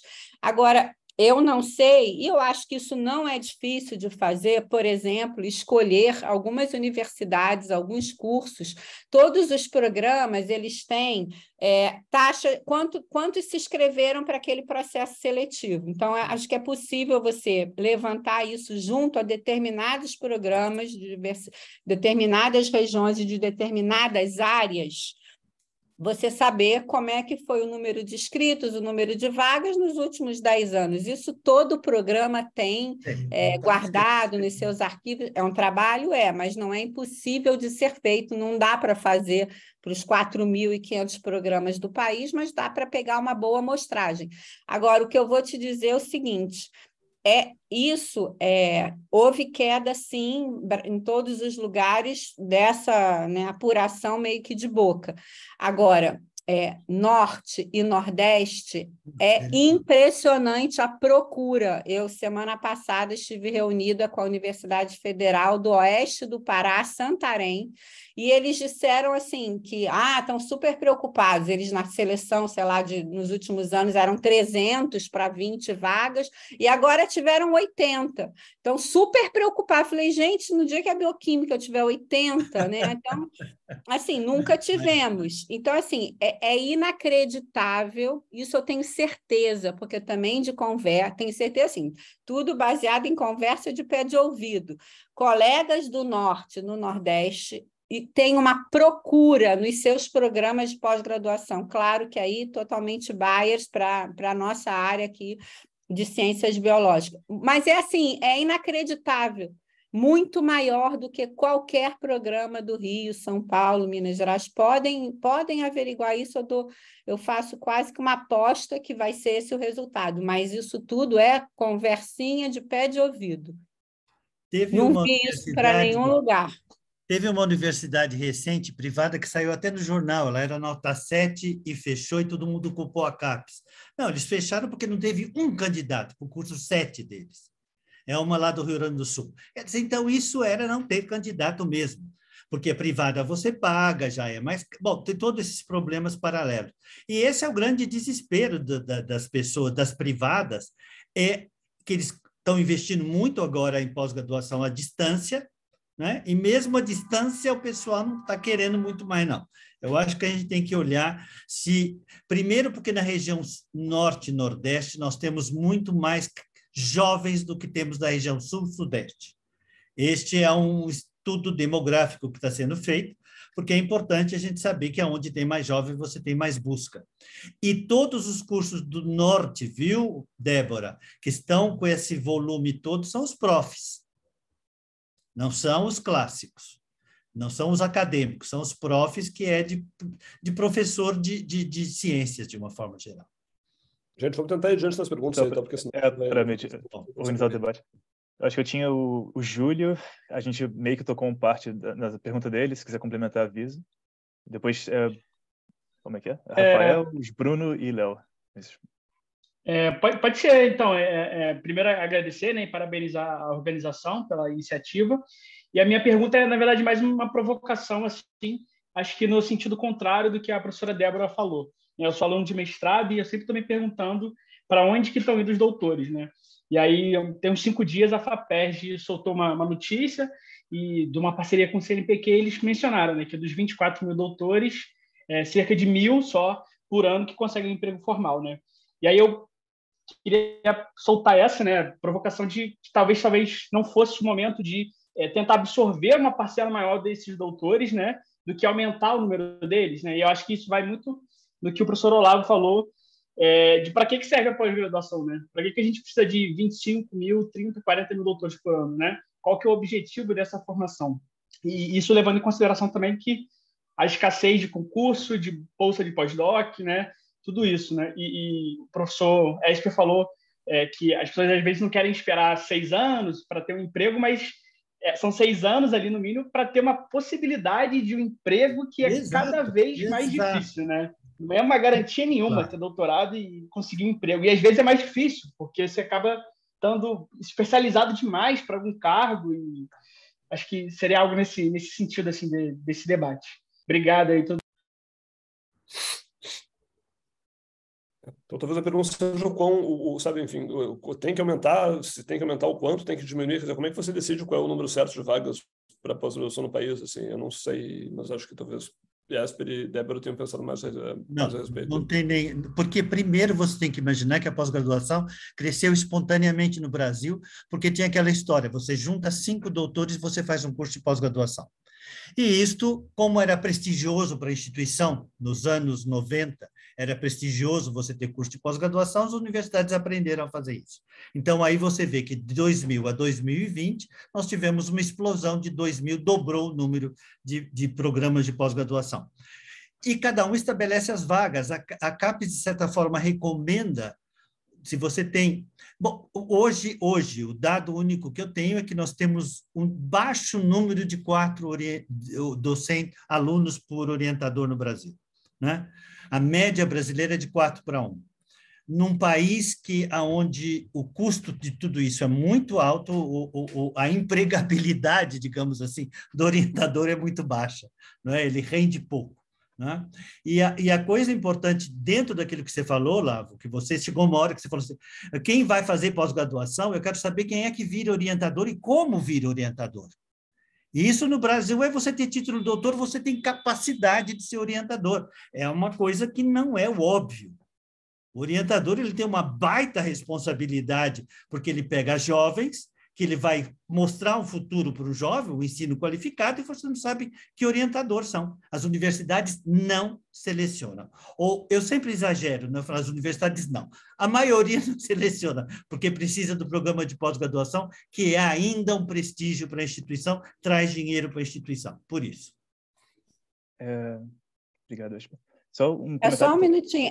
Júlio, eu realmente eu não li essa matéria da FAPERJ, até deveria ter lido por inúmeros motivos, mas os dados que eu te trago são os dados oficiais que são buscados na RAIS, né? Então, eu não tenho nenhuma dúvida com respeito a esses dados, zero de dúvida. E, obviamente, eles não mostraram 100% dos doutores no país estão empregados, até porque a gente anda nos corredores das nossas universidades e essa não é a verdade, mas esse é o dado, né? Então, empregos formais... Eu só pergunto para o Júlio, eu acho que ele falou de 24 mil, eu acho que foi do ano de 21 ou 22. O total, quantos estavam empregados? O trabalho do CGL vem ao longo, né, da vida pós-doutor. É do doutor daquele ano, quantos vão para o emprego? É difícil mesmo, o primeiro ano quase pouquíssimos vão. O CGE, em geral, faz prazo. O CGL, olha, de 3 a 5 anos, ou até 10 anos. Formados 2 anos depois da obtenção do título, Exato. 5 anos e 10 anos. E esse é um compilado geral. Então, esse eventualmente, realmente, a pessoa formou 2 anos depois, pode estar desempregada, ou está no pós-doc, ou está no exterior, ou está... E o pós-doc é um bom espaço de ocupação, né? Se for bem feito, ele é ótimo para isso. Então, pode mascarar um pouco essa ideia de que está desempregado. De repente, nem está procurando emprego porque está no pós-doc. Eu vou mandar até a notícia aqui, mas a FAPERJ soltou esse dado assim meio... Eu nem sabia, né? Eu ficava me perguntando se existia algum dado assim, né? Não sabia da existência do CGE, né? Assim, sou aluno de mestrado ainda, não, mas me interesso por esse tema, né? E eu fiquei pensando, o que é um emprego formal, né? Será que um pós-doc é um emprego Júlio, formal? Entra no site do CGE, né? Que é o de gestão, como é que é? Centro de Estudos... Centro de Gestão e Estudos Educacionais. Espetacular. Estudos estratégicos. É espetacular, Júlio. Você vai encontrar lá trabalhos que você vai, assim, realmente é maravilhoso. Tem muitos estudos, muitos. Eu mandei o link no chat, assim, e tal. Acho que assim, tem algumas ressalvas só, assim. Primeira coisa, assim, ele é um estudo de 2019, o que a Débora mostrou vai até 2017, assim, de 2017 a 2023 foram anos duros, eu diria assim. Então, assim, e olhando os dados do Jesper, que vão até 2021, dá para ver que o gap aumentou e aumentou bastante, assim, e tal. A outra coisa é que é um dado sujo, né? Eles vão atrás da RAIS para ver quem é que tem emprego formal, mas, assim, na prática, quem está fora do país, quem está de pós-doc, quem está não sei o que, assim, tem uma galera que está empregada, mas não está não está no radar do Ministério do Trabalho, ou seja, quem é que organiza a RAIS. E então, lembra o que aconteceu nos últimos 2 anos também. Primeiro, a pandemia. Segundo, um governo que sequer disponibilizava os dados. Os dados neste país, para a gente conseguir dados nos últimos anos, inclusive do INEP, é impossível, né? Muitos dados foram completamente ocultados. É difícil só para seguir com isso. Desculpa. Bom, tentar seguir um pouquinho com as perguntas. Achei que está acumulando alguma coisa, já perdi um pouco o track do chat. Mas o Rafael pediu para fazer a pergunta dele, acho que conversa bastante com o que o Olavo falou. Acho que a percepção dele é que está tendo um ambiente de muita competitividade na pós-graduação e que tem questões de estruturar relações de uma maneira mais saudável ou, sei lá, investir na promoção de desenvolvimento de relações, networking, ou como as pessoas se relacionam durante a trajetória acadêmica delas. Né? E acho que vai bem de encontro com as coisas que o Olavo estava conversando. Não sei se você quiser comentar. Dito isso, assim, eu acho que se você tiver um ambiente muito competitivo, assim, e tal, as soluções são sempre difíceis, né? Assim, não tem, eu acho que, assim, dá para recompensar pessoas que sabem trabalhar melhor em grupo. Eu acho que a academia pode ficar melhor se a gente tiver um perfil mais diverso de pessoas que tenham talentos diferentes, assim, e tal. Mas, cara, aí não é questão após, é uma questão de admissão de docentes por instituições, mas a gente tem essa obsessão com pessoas que vão ser um líder de pesquisa e ter o seu próprio grupo e ter ideias originais e, tipo assim, sei lá, eu acho que isso é muito diferente a ideia de que todo mundo tem que ser chefe, assim, e tal. É esquisito, assim, né? Sabe, se você for para uma produtora de cinema ou para uma empresa de tecnologia ou para a indústria alimentícia, para quase qualquer lugar, assim, tal, para um restaurante, nem todo mundo que você contrata é para ser chefe de alguma coisa e ter sua linha própria, assim. Acho que são desperdícios de recursos, mas isso talvez seja uma coisa para além da pós, assim, tal. Dito isso, mesmo que você contrate, vamos tentar resolver a questão de ter pessoas que trabalham em equipe, assim, ainda assim, se você tiver pouquíssima gente sendo empregada e isso for um emprego muito desejável, acho que a maior parte dos doutorandos gostariam de ficar na academia ainda, você tem um problema, assim, tal. E não é um problema do Brasil, né? Quer dizer, sabe, a ideia de que, não tem vaga na academia para todo mundo é um fato, e não é um fato do Brasil, não é culpa do Bolsonaro, do Temer, etc e tal, é a matemática do sistema. A gente forma muita gente por orientador para estar, enfim, triplicando, quadruplicando o sistema a cada 4 anos. O Brasil teve 20 anos de milagre, digamos assim, e tal. Quer dizer, conseguiu sustentar essa expansão entre os anos 90 e os anos 2010 por uma série de fatores. Primeiro que tinha muita gente, muito pouca gente no início, então assim, tinha muita vaga aberta. Segundo, o ensino privado cresceu muito e a variação do MEC queria que contratasse mestre e doutor, então absorveu uma galera, depois veio o Reúne, mas assim, essa maré de vaga acadêmica abrindo não vai voltar, não vai acontecer perenemente, né? Então assim, isso é um problema. Eu tenho a impressão que o único jeito é você tornar, enfim, tornar carreiras extra-acadêmicas mais interessantes e mais concretas e mais... E isso tem uma série de problemáticas, para começar pelo fato de que os orientadores nunca viveram o mundo lá fora, né? Então, assim, sei lá, para mim, isso sempre acaba voltando para a gente tem que ter gente aqui que consiga fazer a ponte com o universo externo, assim, a gente pode falar de carreiras acadêmicas, assim, mas na prática, se eu entrar no meu programa de pós, tem 50 pessoas e ninguém viveu elas, né? Então, assim, é difícil você... acho que a gente tem que resolver esse problema, né? Tipo assim, acho que entra em ter carreiras que possam voltar para a academia, que possam sair e voltar, que é uma coisa que é muito difícil de fazer. Acho que a gente pode debater isso melhor no terceiro debate lá e tal, que é meio que voltado para isso, então não vou me alongar aqui, mas, cara, é uma problemática bem grande, assim, e tal. Mas enquanto você tem muita gente para uma coisa que todo mundo quer uma vaga e tem 20 pessoas por vaga, cara, não tem como resolver, assim. Vai ser competitivo e vai ser insalubre, porque, enfim. Rafael, se quiser complementar alguma coisa no chat depois, é só manda lá. A gente está com o Bruno também, com a mão levantada há bastante tempo. Pode ir. Tudo bem, gente? Boa tarde. Prazer em estar aqui. Parabenizo aí o pessoal da Hack Week, ter acompanhado o trabalho do Olavo no Nexo há um tempo e fiquei muito feliz em ver o convite, em ver a chamada e, né, tenho encontrado a Débora, né, em alguns espaços, né, que a gente teve um evento muito bacana da ABC que ela coordenou sobre ciência básica aqui no Rio de Janeiro. E foi muito interessante pensar e ouvir, né, e pensar algumas coisas em relação à produção científica e esse debate entre ciências duras, as aplicações tecnológicas e a parte básica, né, da formação mesmo, não da formação, mas do conhecimento de base, né, o que gera conhecimento, o que produz conhecimento e como quando você veio para a realidade, como é que esse conhecimento acontece de fato. Tive a oportunidade de colaborar com um texto para Ciência e Cultura, refletindo um pouco sobre isso. E aí, assim, entrando aqui nesse debate, queria muito mais do que fazer pergunta, fazer algumas provocações aos caríssimos professores que estão no sistema CAPES e pensar, e tenho certeza que vocês estão, e acima de tudo, assim, são provocações respeitosas, e tenho certeza que vocês estão se debruçando sobre essas questões para a preparação do plano. Mas duas coisas aqui me chamaram muita atenção. Três em relação também à questão que a Débora até levantou em relação à questão da abertura agora, da flexibilização das bolsas. Mas, primeiro, em relação, quando a gente fica se perguntando em relação à pós-graduação, tem que absorver, não tem que absorver, tem que limitar. Eu acho que a gente não pode esquecer, em primeiro lugar, que a educação é um direito, né? E a pós-graduação ela é um direito. Então, acho que isso é um ponto básico, né? A gente não pode perder isso com todos os problemas que nós estamos aqui a nos debruçar coletivamente sobre o papel da pós-graduação. Ela é um direito, a educação é um direito em sua totalidade, né? Do nível básico ao nível pós-graduado. Então, acho que a gente não pode perder isso e esse direito enquanto um direito de cidadania. Né? Um direito que a gente tem de se formar pelo mero direito de se formar para poder pensar um mundo melhor. E eu acho que é isso, que eu acho que esse é o interesse aqui de pensar um mundo melhor, pensar como aplicar esse conhecimento, esse caudal de conhecimento, mas como todos nós humanos somos humanidade, para usar um gênero, uma palavra mais neutra, nós ficamos, né, interessados, como o professor Esper falou, em ter uma vida acelerada. Estamos acelerados porque o mundo acelerado e que impõe um ritmo acelerado tecnológico e que interessa a um determinado segmento do mercado, que a gente fique cada vez mais acelerado e não consiga refletir.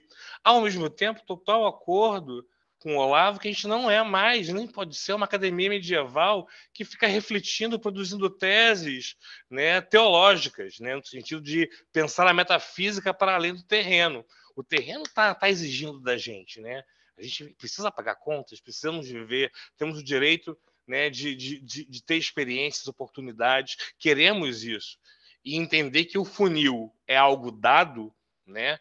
Dado demograficamente, dado pelas condições materiais do mundo que a gente vive, é um desafio, né? E o desafio que a gente tem que pensar é como a gente amplia o funil, né? Como a gente faz para a parte, né, para o afunilamento, ele absorver, né, os egressos, o corpo, né, o corpo social produzido na pós-graduação de outras formas. E isso, com certeza, é uma das preocupações aqui da Hack Week. Acho, só para fechar... Bruno, você quer direcionar uma pergunta para alguém tipo, específico? Não é uma pergunta. Eu achei que a gente ia estar fazendo um debate. Pelo menos essa era a proposta. Sim. Eu estou confundindo, é melhor fazer uma perguntinha. Não, só fiquei na dúvida. Não, tá bom. Tá legal o seu debate. Mas arredonda. E aí, em relação à questão da CAPES, eu acho que assim, a gente tem um modelo que é muito induzido. Né? Eu acho que assim, boa parte das preocupações que a gente está debatendo aqui, eu acho que o plano vai ter uma capacidade e os dirigentes acadêmicos muito grande de pensar realmente se a gente vai escolher um modo assim, se é para responder perguntas, quais programas vão querer dar o primeiro passo, ou quais grupos de programas podem estar dispostos ou serem convidados a dar o primeiro passo de um outro modelo. Porque o nosso modelo de pós-graduação é um modelo de indução. Né? E é de indução tanto em relação ao seu sistema de avaliação, em que são quintis fechados. Você tem um número mínimo, máximo total na vaga 7, um número um pouquinho maior na vaga 6, e que é difícil você fazer os novos programas ultrapassarem. É interessante pensar que os tradicionais estão perdendo vaga, estão perdendo demanda, e isso precisa ser refletido no processo de avaliação dos cursos. Né? Até para os tradicionais poderem se pensar e serem, talvez, os indutores desses primeiros passos de novas formas de pensar a pós-graduação. Vou deixar a questão de juntar o dinheiro para um outro momento. Gente, muito obrigado. Queria provocar essas ideias. Gente, são Beleza. 5h30, em tese nosso debate acaba agora, mas assim, a gente pode seguir indo, assim, só assim, se Débora ou Esper precisarem sair, vocês podem sair, tá? Senão a gente pode seguir conversando enquanto, enfim, tiver. Tem algumas perguntas acumuladas, se vocês puderem ficar, seria ótimo, mas a gente não quer forçar ninguém, né? Avisem. O Esper está mutado também. Acho que segue aí. Mas eu vou seguir, então, se a gente puder estender um pouquinho. Não, eu queria só falar alguma coisa para o Bruno, eu sei que o tempo acabou. Eu acho que as suas preocupações são aquelas de todo o pessoal que está envolvido com essa elaboração do plano. Mas o plano não é um documento que mude a pós-graduação. Ele é um documento que faz sugestões para a CAPES e a CAPES segue se quiser. Está claro isso? Porque nós não temos nenhum poder de dizer para a CAPES, aqui está a Bíblia e você jura em cima dessa... Não tem nada disso. São recomendações a partir do que a gente detectou. E aí você entrega. A CAPES tem um conselho superior, tem um comitê técnico-científico, tem seus diretores de avaliação que vão se debruçar sobre esse documento e falar, nós vamos poder resolver isso e não aqueles outros pontos, de acordo com o que a casa mandar. Então, a nossa preocupação nós vamos fazer, inclusive, um debate público não, uma abertura pública do documento para que todo mundo tenha conhecimento e possa defender como se fosse no Congresso Nacional, né? Cada um pega o seu e vai lá bater na porta. Só isso que eu queria falar, mas tudo muito interessante. Eu também queria falar, comentar rapidinho. Posso, Olavo e Pedro? Ele falou que nós podemos enquanto a gente ficar. Ah, tá. Eu até vou dizer que eu tenho que sair daqui a uns 15 minutos, na verdade, né? Eu posso ficar mais uns 15 minutos, mas deixa eu dizer duas coisas. Primeiro, eu quero só retornar ao Júlio, porque eu fiquei intrigada com o tal do assunto da FAPERJ, da pesquisa, e isso daí que eles fizeram, Júlio, foi uma estimativa. Eles olharam quantos concursos abriram nesses últimos tempos, ou seja, nenhum, e aí dos 24 mil formados, como abriram 1.000 concursos, tem 1.000 pessoas empregadas, ou seja, forget it. Mas aí tem a nota de desemprego formal, então tem problema na nota aí. Tá? Não, eu sei. Eu só quero dizer o seguinte, eu acabei de descobrir que é uma estimativa, tá? Então, não estou dizendo que o número não precisa... E jogando os pós-graduados todos para trabalhar no mesmo ambiente. Exato. Então, foi uma estimativa que foi feita, levando em consideração o número de concursos na academia abertos e nesses últimos tempos, então, sei lá, não sei se num recorte de anos. Então, só para a gente voltar àquela questão e tentar casar os dados que a gente mostrou aqui. Então, é uma estimativa, tá, Júlio? Em relação ao Bruno, eu queria comentar duas coisas.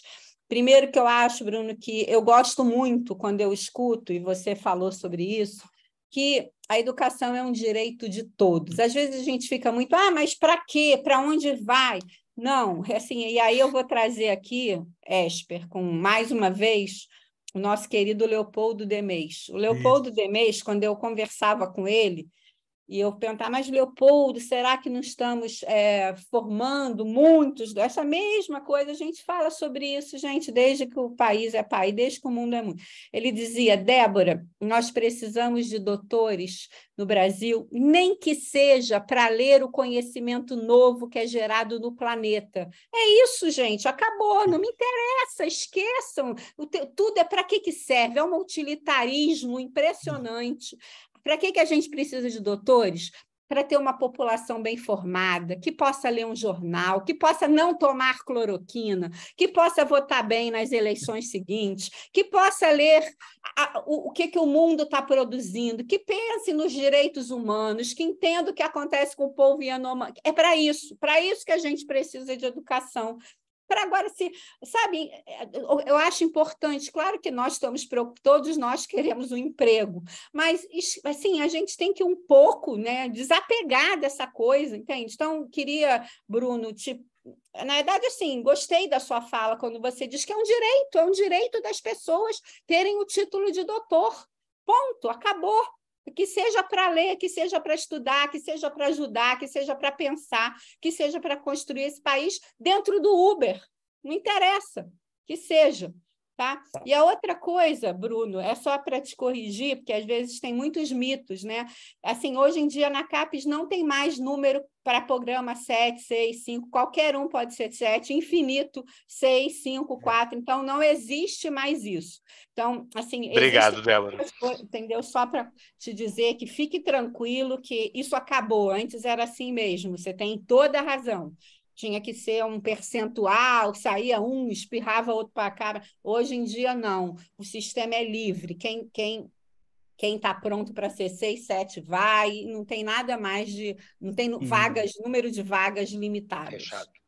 Débora, acho que tinha uma pergunta.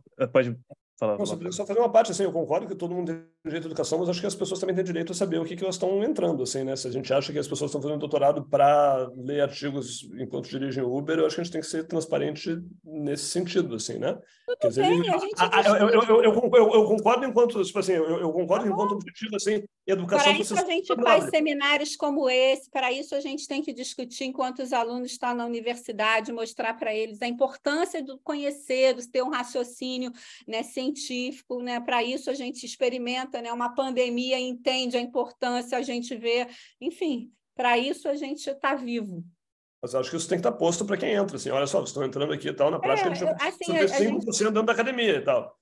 Tudo bem, a gente pode colocar isso. Agora, eu também, eu sou muito, não sei se eu gosto de muitas coisas muito amarradas, porque até da nossa própria experiência da CAPES, o que funciona nas ciências biológicas não se aplica nas artes e é péssimo para a filosofia. Então, nós temos que construir um sistema onde caibam todos. Então, assim, isso na verdade, isso era um comentário que o Olavo fez antes de começar. Acabou que Esper, Débora e Olavo, tá todo mundo dentro de medicina, biológicas, assim, né? Então, nem tudo que a gente está discutindo aqui se expande exatamente para todas as áreas. Isso é um pouco infeliz, mas a gente quer, na verdade, incluir toda a discussão sobre áreas diferentes ao longo da Hack Week e trazer gente de multidisciplinar mesmo. E em nossa defesa, a gente convidou gente da educação da ciência política, mas o pessoal das biológicas parece que responde mais e-mails, assim, né? Mas, Pedro, nós, na comissão de pós-graduação, que eu estou falando por eles, não estou falando por mim, nós temos representantes de todas as áreas. E todo mundo se manifesta e é muito interessante. Eu aprendi muito com essas pessoas nesse ano. Tá? Então, essas trocas são muito legais, né? Com certeza. Eu só queria seguir para a pergunta do Léo, que também está esperando há um tempão, mas eu não sei se o Olavo quer... Não, tá. Acho que é uma pergunta um pouco direcionada para Débora. Ele coloca que na Turquia parece que as áreas STEM são mais atrativas para mulheres porque tem uma diferença de remuneração grande, assim, da área STEM versus outras. Então acaba sendo atrativo você migrar para essa área. E até, sei lá, a Suécia está tentando fazer algo parecido e parece que não conseguiu com o mesmo, enfim. E você sabe qual é o estado disso, assim, no Brasil, com relação a... Você coloca esses dados do STEM em relação a... Foi o Leonardo, né? Então, Isso. eu já li, quando eu vi a tua pergunta no chat, Léo, eu tentei lembrar, outro dia eu estava lendo, outro dia não, já tem alguns anos, eu li uma coisa sobre isso que é muito curioso, que acontece, por exemplo, na Suécia, nos países nórdicos. Tem um nome esse fenômeno, eu já tentei até olhar aqui, que eu acho que eu anotei isso em algum lugar, que é essa questão da mulher, né, nessas carreiras STEM, que não é tão proeminente, não é tão... E a explicação que se vê é que nesses países... eu estou tentando lembrar exatamente o artigo que eu li, mas a diferença de salários, né, ela é muito parecida nas diversas carreiras, então atrai homens e mulheres de forma... assim, mais indiscriminadamente. Em outros países, né, assim como a diferença é muito grande, isso direciona homens mais, porque são os que, né, sustentam as suas famílias. Então, mas tem um nome esse fenômeno e ainda não é muito explicado por que isso acontece em países nórdicos, né? Porque parece assim, nesses países nórdicos, assim, para a mulher ser engenheira ou ser professora, ela ganha igual, entende? Então, ela acaba que se distribui igualmente, não tem esse apelo da diferença salarial que acaba que separa mulheres e homens, que vão sempre os homens em busca de um salário mais elevado.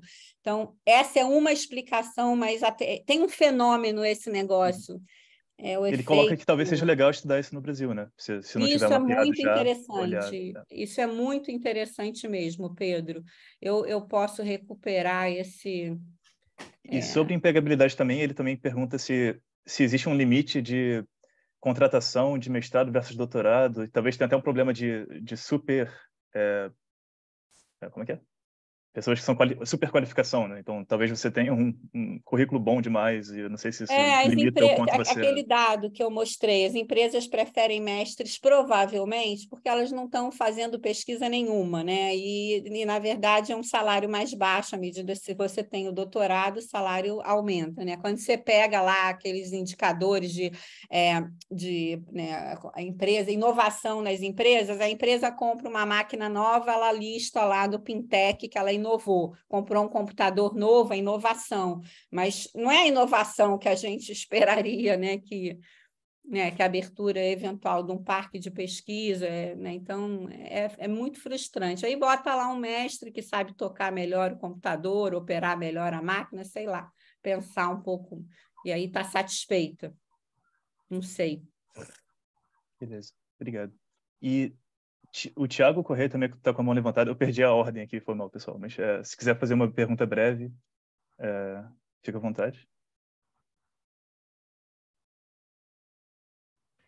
Thiago? Olá, vocês me ouvem? Sim, ouvimos. Ok. Eu vou acabar fazendo uma pergunta que vai acabar englobando os três, né? Tanto o professor Esper, a Débora e o Olavo. Primeiramente, eu gostaria de fazer um ponto com relação ao ponto da professora Débora, da extensão de empregabilidade também, as pessoas que já recebem uma bolsa e tal. E eu fico pensando, não sei se já existem dados com relação a isso, de como funciona, por exemplo, todo mundo deve ter aquele amigo que paga uma academia e às vezes ele nem está à vontade, ele nem está tão legal para ir para a academia, mas ele vai porque ele já está pagando a mensalidade. E aí a gente pode acabar caindo no lado do pessoal que já está numa pós-graduação e que acaba entrando numa pós-graduação porque se tornou atrativo uma vez que ele consegue ter a possibilidade de também fazer uma nova especialização ao mesmo tempo que há um complemento de renda. E nesse meio período, nesse meio tempo, ele acaba se deparando com aquela realidade de que as coisas na pós-graduação não são tão fáceis quanto parecia e que eu tenho agora, por mais que eu tenha esse complemento de renda, isso está sendo muito pesado e esse complemento de renda não está pagando todo o esforço, toda a dedicação, toda a incomodação que um mestrado, um doutorado, um programa de pós-graduação está me dando. E com isso eu imagino que a gente possa ter uma recorrência maior de desistência de pós-graduandos. Isso já foi previsto? Isso, de alguma forma, a gente tem dados com relação a isso que a gente possa bater sobre antes e depois dessa complementação de renda? Eu até fico um tanto quanto triste, porque essa visão de que a pessoa pode ter um emprego ao mesmo tempo que tem a sua pós-graduação e a sua bolsa garantida, reforça ainda mais aquela visão de que o pós-graduando ele não está trabalhando, né? Ele só estuda, como se a pós-graduação não fosse um esforço, uma dedicação que levasse tanto tempo assim. E mais uma coisa que eu gostaria de falar, principalmente com relação ao ponto do professor Olavo, quando ele falou ali sobre as questões de improvisação nas teses, né? E de como essa tese fica extremamente abrangente, a gente não tem um padrão exatamente, porque o pessoal da arte vai fazer como uma questão de obra artística, o pessoal da minha área, que eu sou de tecnologia, pode acabar fazendo como um software, como alguma coisa nesse sentido. E se a gente conseguiria, por exemplo, fazer esse tipo de abstração de como foram feitas essas diferentes formas de abordagem com relação às teses, só a partir dos seus resumos, do que a gente pode encontrar no Sucupira e tal, porque eu já fico pensando que, quem sabe, pudesse ser montado uma inteligência artificial de modelo de linguagem para captura desse tipo de dado a partir de lá. E aí seria até mais fiel do que a própria entrevista, né, com a própria pessoa. E eu creio que seja isso. Muito obrigado. Para a segunda pergunta, eu diria que sim. Eu acho que de novo, resumos são de um tamanho que é processável hoje em dia facilmente por modelos de linguagem assim e tal. Me parece algo, claro, assim, você vai ter que baixar, vai ter um monte de PDF, assim, tem uma otimização tecnológica do processo que não é trivial assim e tal, mas me parece claramente o tipo de, se você conseguisse explicar para um GPT-4 da vida assim, que você sabe o que são as categorias que você prevê assim e tal, me parece que o resumo deve ser compreensível por esse tipo de coisa assim e tal. De novo, assim, a gente tem uma otimização de como é que você pega PDF, acha o resumo, coloca. Não sei como fácil é, então, mas aí deixa eu pegar a tecnologia, mas assim, me parece tecnicamente possível, acho que é de engenharia, né? Sobre a coisa do... da desistência, eu acho que uma outra coisa que a gente não tem clara, acho que isso também seria um bom tema de pesquisa, é quantas horas você tem que trabalhar no doutorado, né? Assim, quantas horas você espera que você trabalhe, assim, e tal. A gente está muito acostumado com a de dedicação exclusiva, todo mundo IDE, então você tem que ficar aqui, ficar até a hora que for, e etc e tal, e tem uma visão muito romântica de que, sabe, o laboratório não tem hora para começar e terminar, você fica, você vira à noite, etc e tal. Que não necessariamente o que as pessoas de fato procuram assim e tal, tipo assim, eu estou plenamente ok com pessoas querendo trabalhar das 9 às 5 ali e tal, acho que, enfim, a gente deveria ter lugar para essas pessoas também. Mas aí não é claro, né? Tipo assim, tá, eu trabalho 20 horas, eu tenho outras 20, eu tenho as outras 15, isso é suficiente? E eu diria que as pessoas, sabe, o programa não tem essa clareza normalmente, o orientador não tem essa clareza, e talvez é uma coisa que a gente devesse ter, né? Tipo assim, sabe, se a gente está procurando gente no mercado, cara, assim, ó, para você trabalhar no laboratório, eu espero no mínimo 15 horas por semana no doutorado, ou 20, ou sei lá, dependendo de quanto tempo, sei lá, horas totais, e aí se for 10 horas, você vai levar 6 anos, e se for 40 horas, você vai levar 3. Não sei, assim, mas eu tipo da conta que eu não sei quanto, na média, as pessoas gastam de tempo no doutorado. Acho que eu estou numa área em que as pessoas tendem a ter dedicação civil, então geralmente é muito, mas eu imagino que em outras áreas de tecnologia, por exemplo, que está todo mundo empregado, porque, enfim, engenheiro, talvez tenha uma empregabilidade maior, isso seja muito menos. Eu não sei se a gente tem esse dado, acho que esse é um dado interessante de coletar também. E acho que é um dado interessante de coletar até para a gente ter clareza também, para, de novo, acho que a gente tem que ser aberto upfront, quando as pessoas entram para se matricular, poxa, isso aqui é o que a gente espera. E eu acho que a gente falha bastante nesse sentido, né? Mas acho que isso já ajudaria a diminuir a evasão, pelo menos. Pessoal, assim, o debate foi super prolífico, a gente teve um monte de ideias sendo muitas direções, muito interessantes, mas é só para não estender por tempo demais, a Débora também falou que tinha de sair, eu acho que eu vou encerrar por aqui. Mas, assim, temas de discussão, assim, são super bem-vindos, a gente vai estar lá no Slack, por favor, entrem, vai ter essas outras colaborativas e tudo, a gente vai ter os debates na semana seguinte também, então é no link recorrente do Zoom, então é só usar esse mesmo que vocês entraram para cá, vocês são todos bem-vindos. O próximo é quinta-feira agora, um pouco mais focado no lado de tecnologias e futuro, então conversa aí também com o que o Thiago jogou de usar novas ferramentas. E, bom, agradecer a todo mundo. Olavo, não sei se quer palavras finais aí. Não, eu acho que a gente pode continuar a discussão no canal do Discord, né? Que não é ao mesmo tempo ali e tal, mas dá para conversar por ali. Eu mandei o link agora. A ideia, então, o Bruno está fazendo uma ata do que a gente discutiu aqui, que deve estar sendo mega super difícil e confuso, porque foi para muitos lados, mas a gente vai tentar jogar um Google Docs ali e tal, com o nosso resumo do que foi discutido aqui e tal. Ele está aberto, então sintam-se vontade de botar mais coisas se a gente não colocar. E a ideia é, a partir dali, sei lá, de repente escolher temas específicos ali e tal. E, enfim, não sei se você conhece o Discord aqui, mas é um ambiente de colaboração assíncrona, assim, tipo Slack, tipo Zulip. Desculpa a confusão, é que historicamente a gente começou no Slack primeiro, agora é só no Discord, e eu continuo falando errado, pelo menos. Então, desculpa se eu tiver... Só para mostrar que, então, assim, tem vários canais aqui, tem gente que, uma galera já entrou, na real, né? E tem um canal de apresentações, se vocês quiserem se apresentar e dizerem quem vocês são aqui e tal. Mas, basicamente, a ideia, por enquanto, é discutir nesse tema alguma coisa, né? Então, assim, tem vários temas de outros anos aqui e tal. Acho que a gente pode ficar nesse tema de pós-graduação, carreira aqui e tal. E já vou... Enfim, eu escrevo qualquer coisa só para marcar que ele é o tema correspondente. E sinto-se à vontade para trazer novas ideias, novos comentários, comentar alguma coisa que já foi comentada aqui. Acho que a ideia é conseguir comunicar por canais que não são síncronos, porque todo mundo tem horário, não dá para ficar para sempre, né?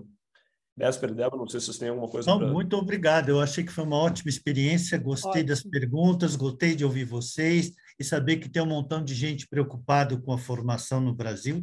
É o que a gente faz a vida toda, então tem um grupo que vem aí entusiasmado com essa possibilidade de definir coisas, corrigir espaços e fazer daquilo que a Débora colocou com toda e o Bruno também, que é o direito de todos, é o direito de poder pensar e poder decidir com a própria cabeça, é uma coisa maravilhosa. Eu acho que quanto mais a gente sabe, mais a gente vai nesse caminho. Eu gostei muito, muito obrigado pela oportunidade, obrigado, Olavo.